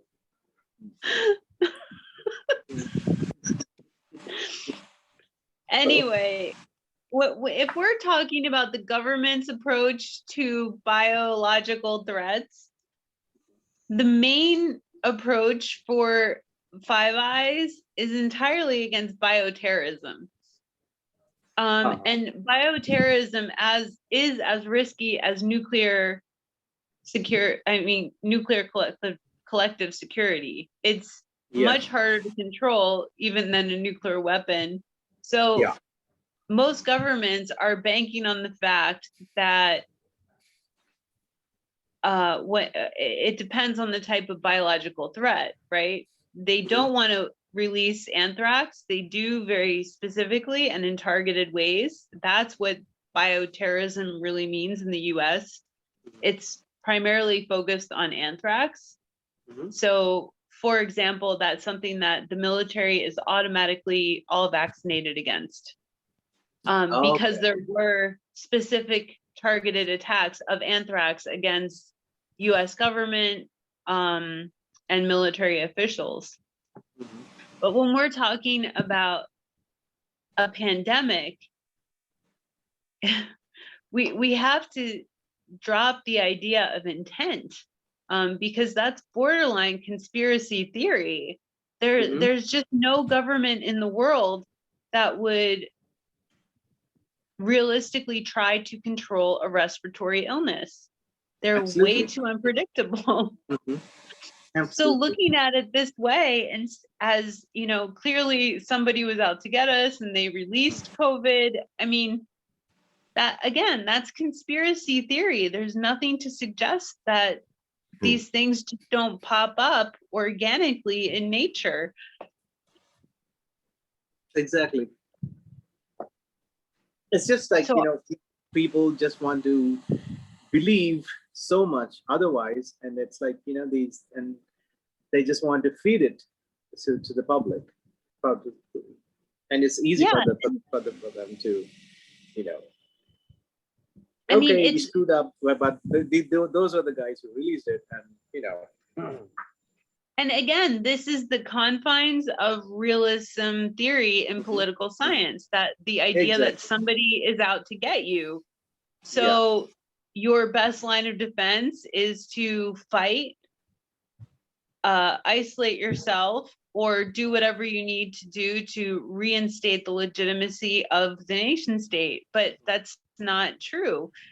I mean, in reality, when it comes to a threat that we're all facing, we need a new political theory paradigm. Right, exactly. Yes. Exactly, you're so right. I think you're the first person I've heard saying this, Laura. That's what we have been talking, James. Do you remember? Yes. Right. I mean, my right, sir. Exactly. Yes, sir. Yeah, we have been on it for a while. Yes. You guys, are you going to write a book from India? We need to. I mean, we haven't started ours yet. Okay, no. I'm almost ready to begin. Yeah. Oh, wonderful. So, across the Five Eyes, the intelligence enterprise of the United States is often seen as a class apart, given its size, resources, and global reach. Other Five Eyes partners, in looking at the distinctive US approach to biosecurity, will have to decide whether the strategic warning role accorded to the US intelligence system is merely a byproduct of the enterprise scale or a function of need and advantage when it comes to addressing the national security threats posed by disease outbreaks. A fair reading of the US biosecurity strategy will also have to focus on its principles and set aside its shambolic implementation. Oh my God. Right. Oh my. That is severe. Where does Canada fit in to this survey? Five Eyes, National Security Strategies and Biosecurity Approaches. The answer is on the margins. Canada has never produced an overarching biosecurity strategy, unlike Britain and the United States. Its one attempt at a national security strategy was produced 16 years ago and has been forgotten.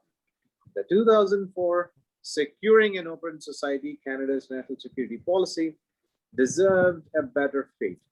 It might have served as a useful construct if it had been sustained and adapted to a changing national security environment.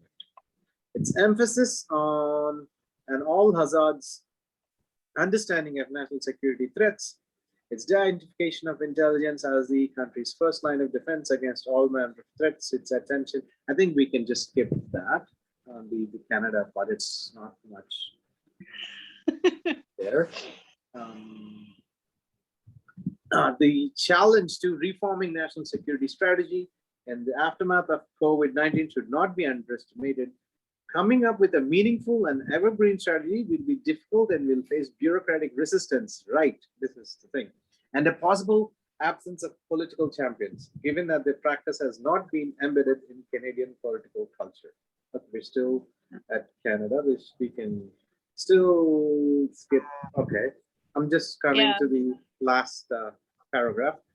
But if the challenge is to reformulating national security doctrine are great, in Canada, as in other countries, so are the potential payoffs. These include a wider scope of thinking about what constitutes national security threats, freed from the albatross weight of legacy concerns, a more cohesive whole lot of government approach, greater and more proportional linkages between the identified threats and response capabilities, renewed attention to the significance of early warning intelligence collection and risk assessment, and improved public understanding.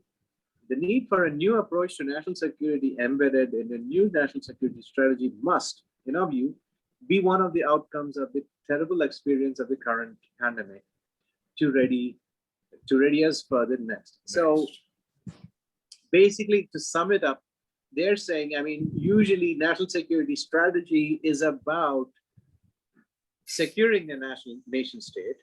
And here, when you're including the dynamic of pandemic into this structure, into the strategy, into the national security strategy, it means you are looking outside the nation state. You are again, you need to make, you need to break down walls, and you need to have a collective security thing going on.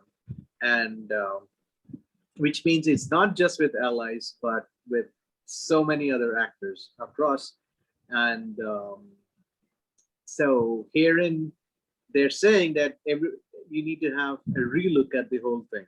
So let us see how things move forward. Either nation states are going to have a new security formulations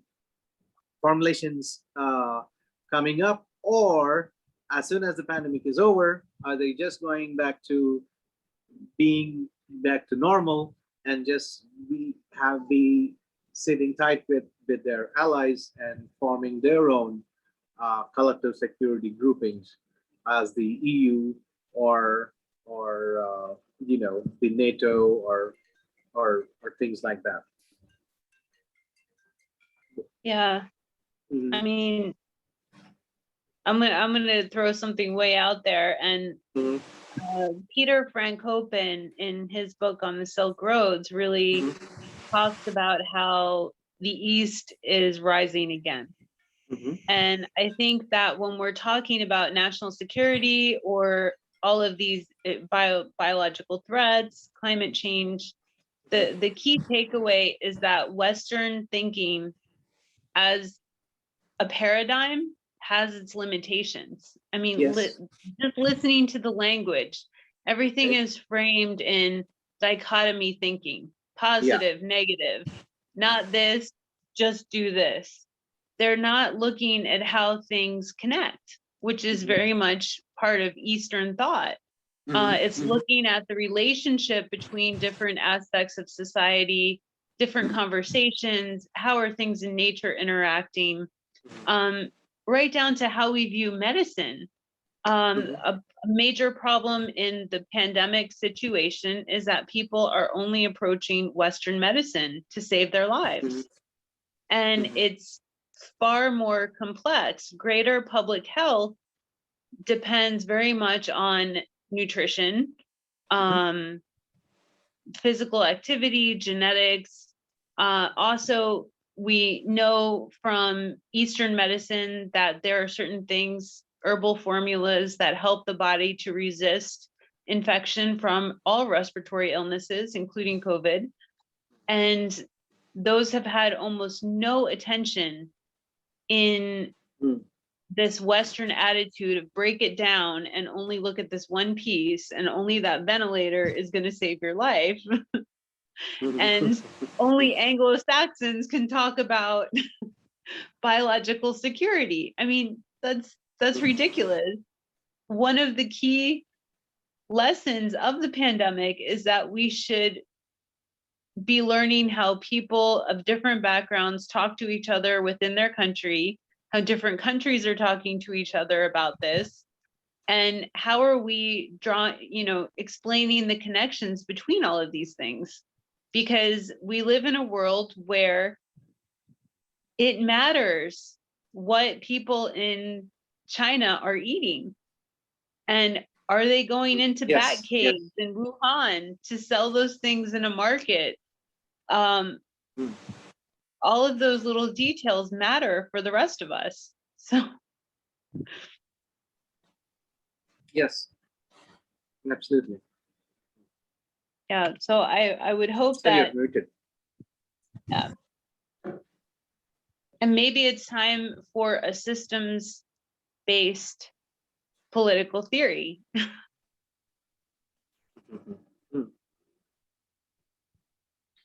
I think you should work on it, Laura. I mean, it's already out there in a lot of different sectors. Botanists are really talking about it. Anyone dealing with biology, botany, they're really showing how systems are the primary foundation of healthy ecosystems. We're starting to talk about how systems are applying to both politics and economics, but it's still kind of a fringe conversation.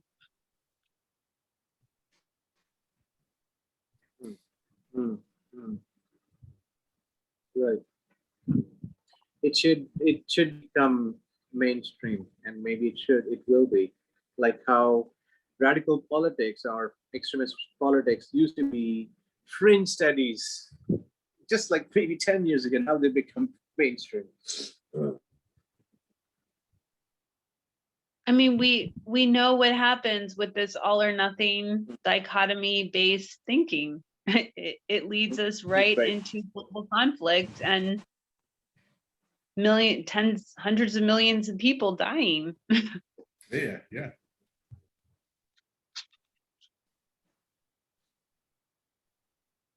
I have one question for you. Again, since we started on the note of nation state, The emergence of the nation state, I think, more or less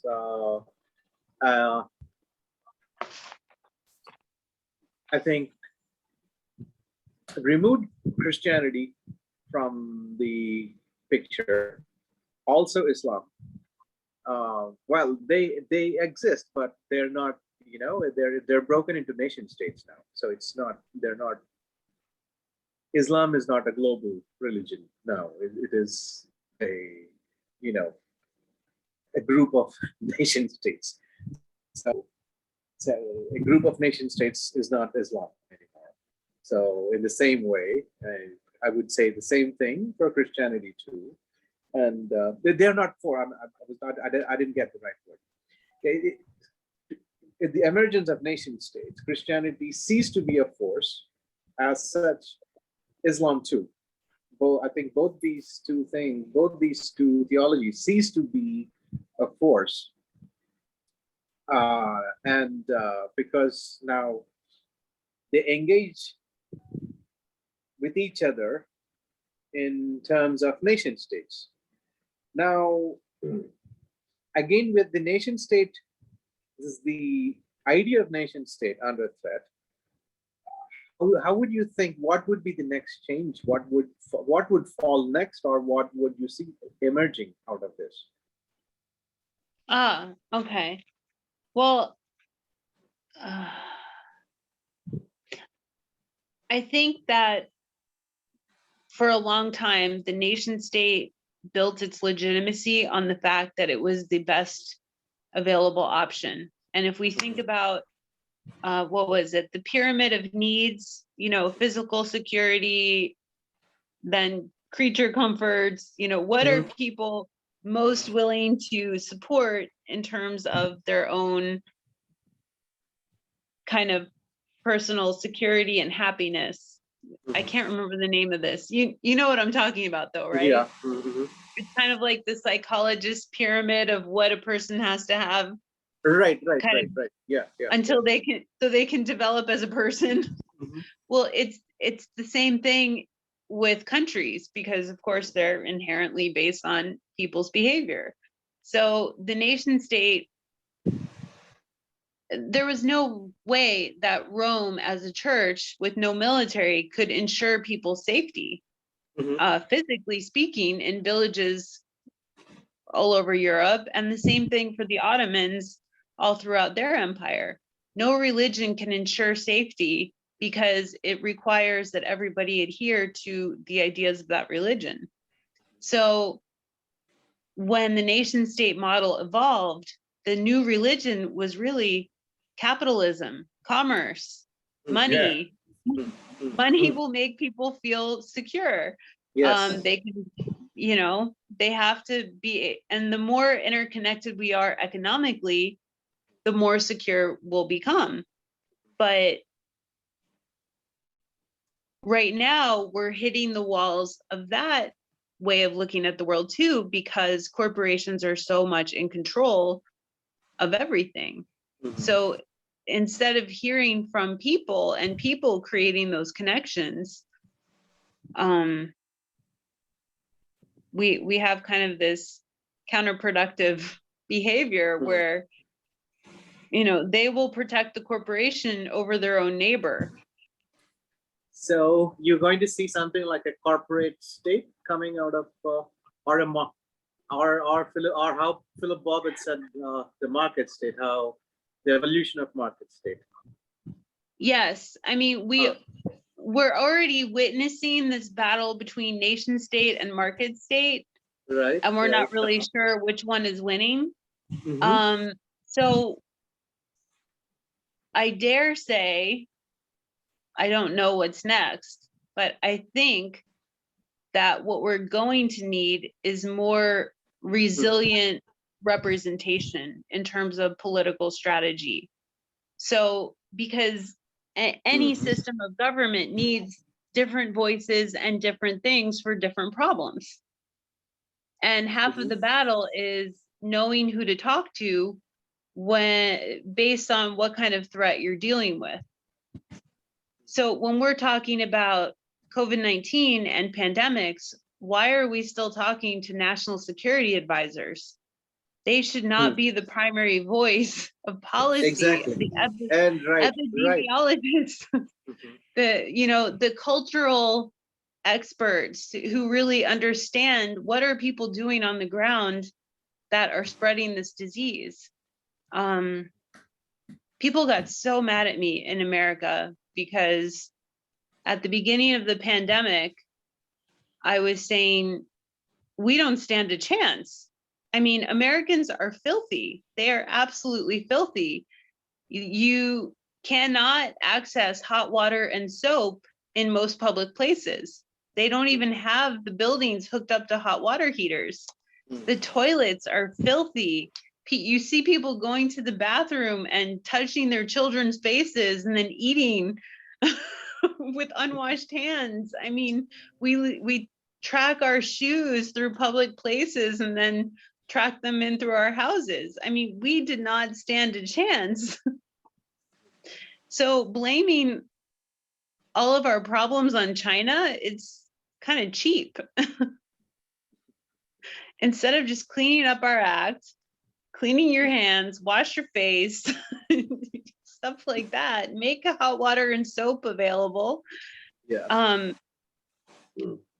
Nobody wanted to be bothered with it, or wear a mask and stay out of people's faces. Right. They still don't do that. Right. Yeah, and I think it's again, we need resilient governments.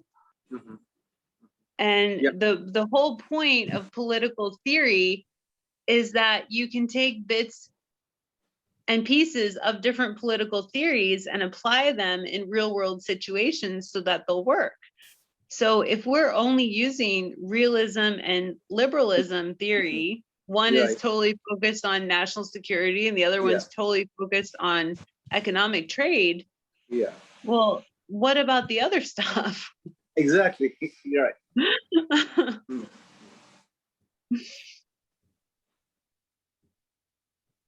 And then they're turning the entire debate on these two things. And yeah. But Exactly. Where does this lead to? I mean, But we're let's see. focused on guns Uh-huh. and we're focused on money. Mhm. And then you have the gun experts and the money experts talking about germs. Oh, that's not going to work. Yes, exactly. They didn't know a thing about it. Yeah. Yeah. So I haven't seen it yet. I think that I'm hoping there's going to be room for that kind of leadership that takes a more holistic approach to governance, because it is complex and we need people to kind of focus on those complexities and be more willing to open a dialogue about things rather than tell people what to do. I really see in the world, people are tired of being told what to do or working their whole lives for nothing. Mhm. To make That's the the rich case. richer. Right. Yeah, that's exactly what has been happening.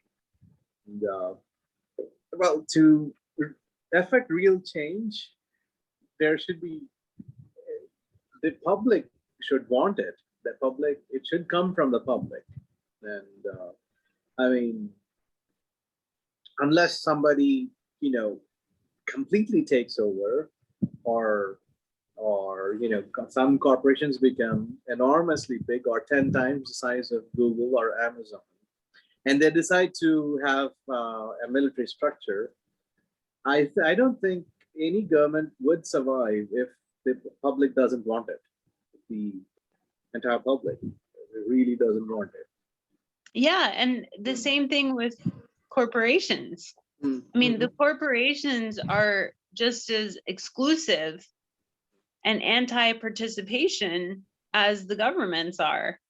Mhm. I mean, Yeah. so God, Ernst and Young, which is a gigantic consulting firm here, Yeah. was brought up in the media for having, they had all kinds of requirements of how women should look, speak, dress, if you wanted to work in this company. Mm. And it was like pretty 1950s crazy.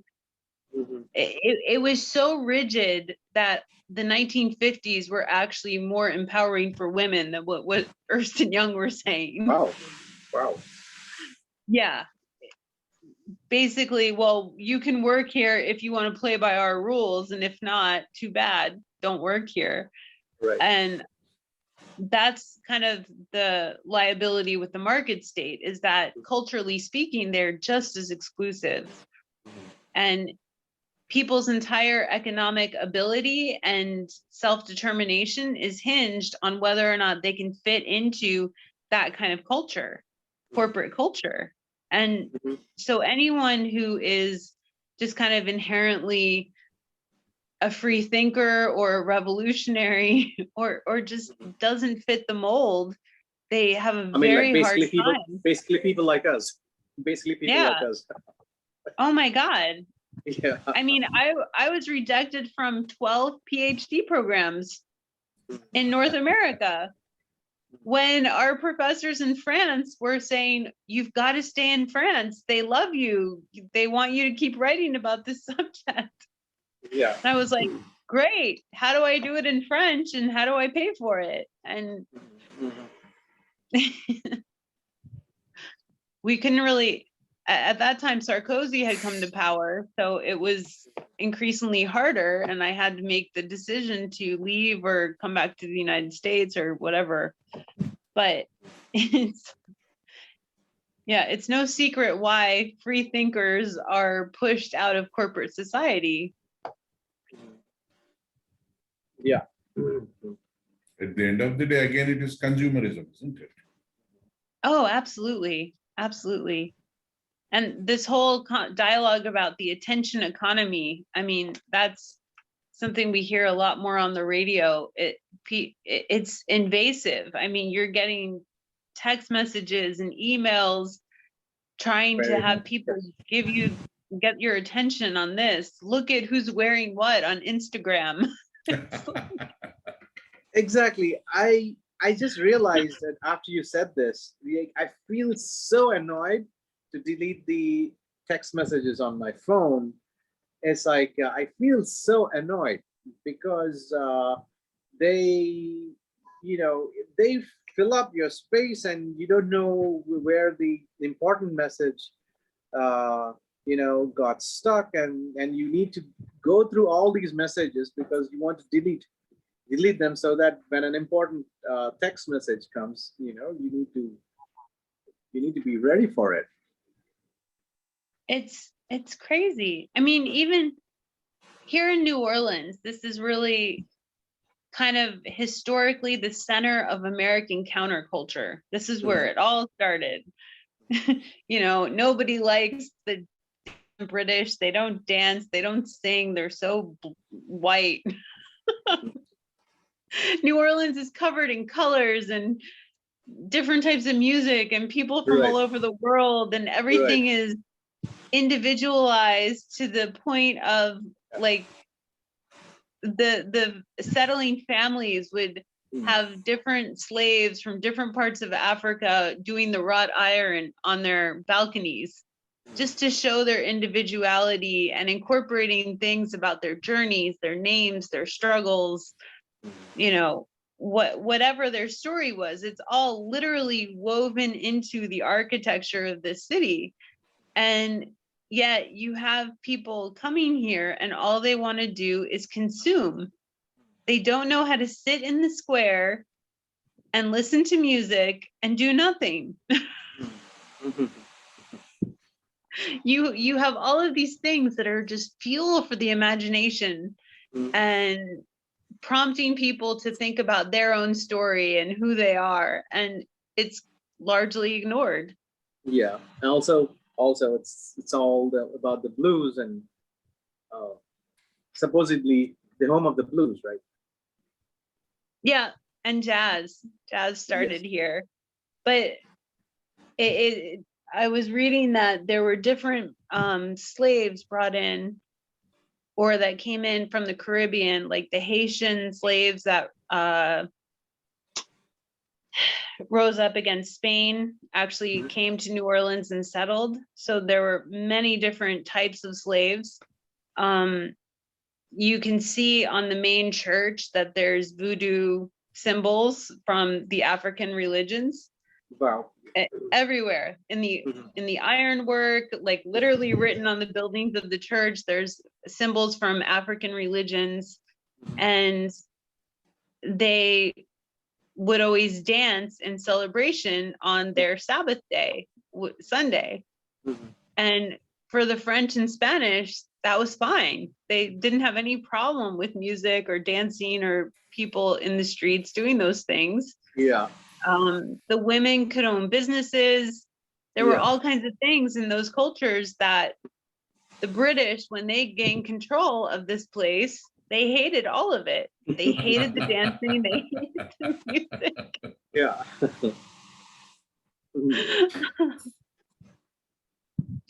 And they were coping mechanisms. I mean, they came from somebody's culture in Africa, but you know, imagine, did they try to take dancing away from Indians in India? But what they did is they have actually taken up the handicrafts, the handicraft industry from the Indians, native Indians here. Okay. Yeah. Lots of stuff is gone. It's, well, luckily they haven't succeeded, but a lot of people are looking at corporations as that new kind of colonial attitude. Yeah, right. Yeah, so we could be looking at a neo-colonial system or culture driven by the corporates. I think that is actually happening right now. And I think, as you rightly said, it is a battle between them and the nation state.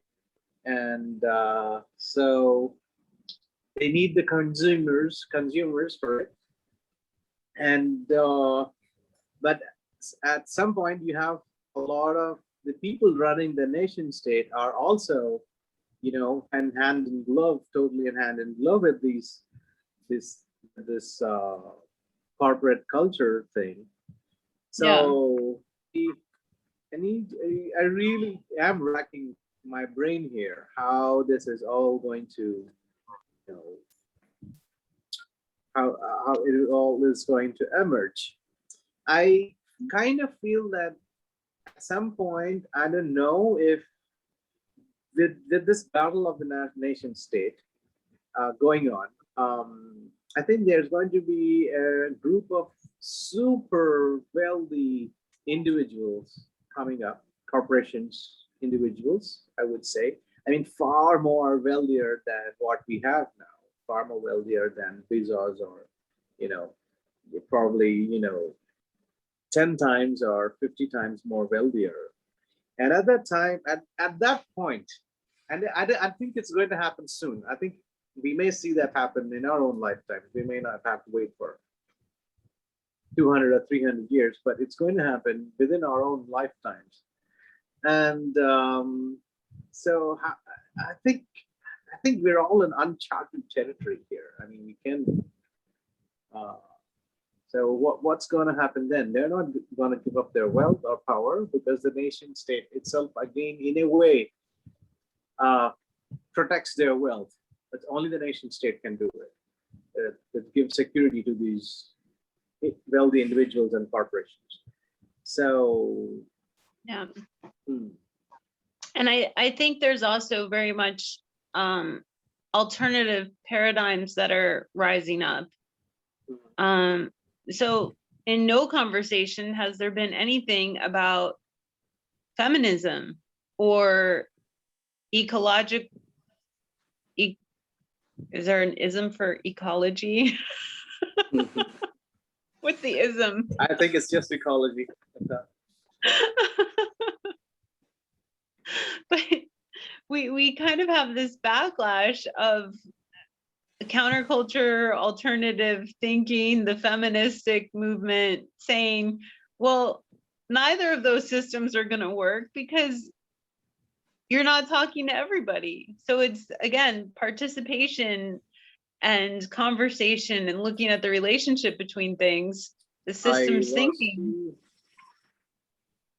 And that is much more, Can you the hear me? system, I think I lost both of you. is it working? No, you are visible. Okay. Well, the systems thinking is much more congruent with the foundations of both Eastern thought, with feminist thought, and with how scientists and biologists are going to look at the world. So hopefully the systems thinkers will be able to give everybody a run for the money. Absolutely, absolutely. Yeah. Your screen, both of your screens frozen up. I think I'm getting hungry now. It's way past my dinner time. Laura, I forgot to ask you, did you have your breakfast or you just sat in the meeting? No, I had something. Thank you. All right. Sorry. It was good to see you both. Yeah, what is the time now? Yeah, oh, yeah, 10:14. Yeah, Okay. it's getting late. Well, if you have another article that we want to discuss in the future, please let me know. Or Yeah, we will. let We me will. know. Yeah. We will Okay. be doing this quite often, Laura. It was really very, very, very, very enlightening and educate you too. Anyway, Yes, for me yeah. too. Yeah. Thank you for the book recommendation. I'm gonna try and find that one. Yeah. All right. Well, you All guys right. have a good night. Right. Yeah. Thank you. Thank you. And you have a great day in New Orleans. Yeah. And if you find a nice jazz band, yes, enjoy. Have a drink Yes. on me. Have a drink on both of us while Thank enjoying you. the jazz. I'll send you pictures from the banks of the Mississippi. All right. Please do. Please do. All right. Bye. Thanks. Bye. All Bye. right. Good day. Bye. Good day, Laura. Good day. Bye. So I'll talk to you later too both. Okay. Yeah. Bye, sir. Bye. Yeah. Bye, James. Good night.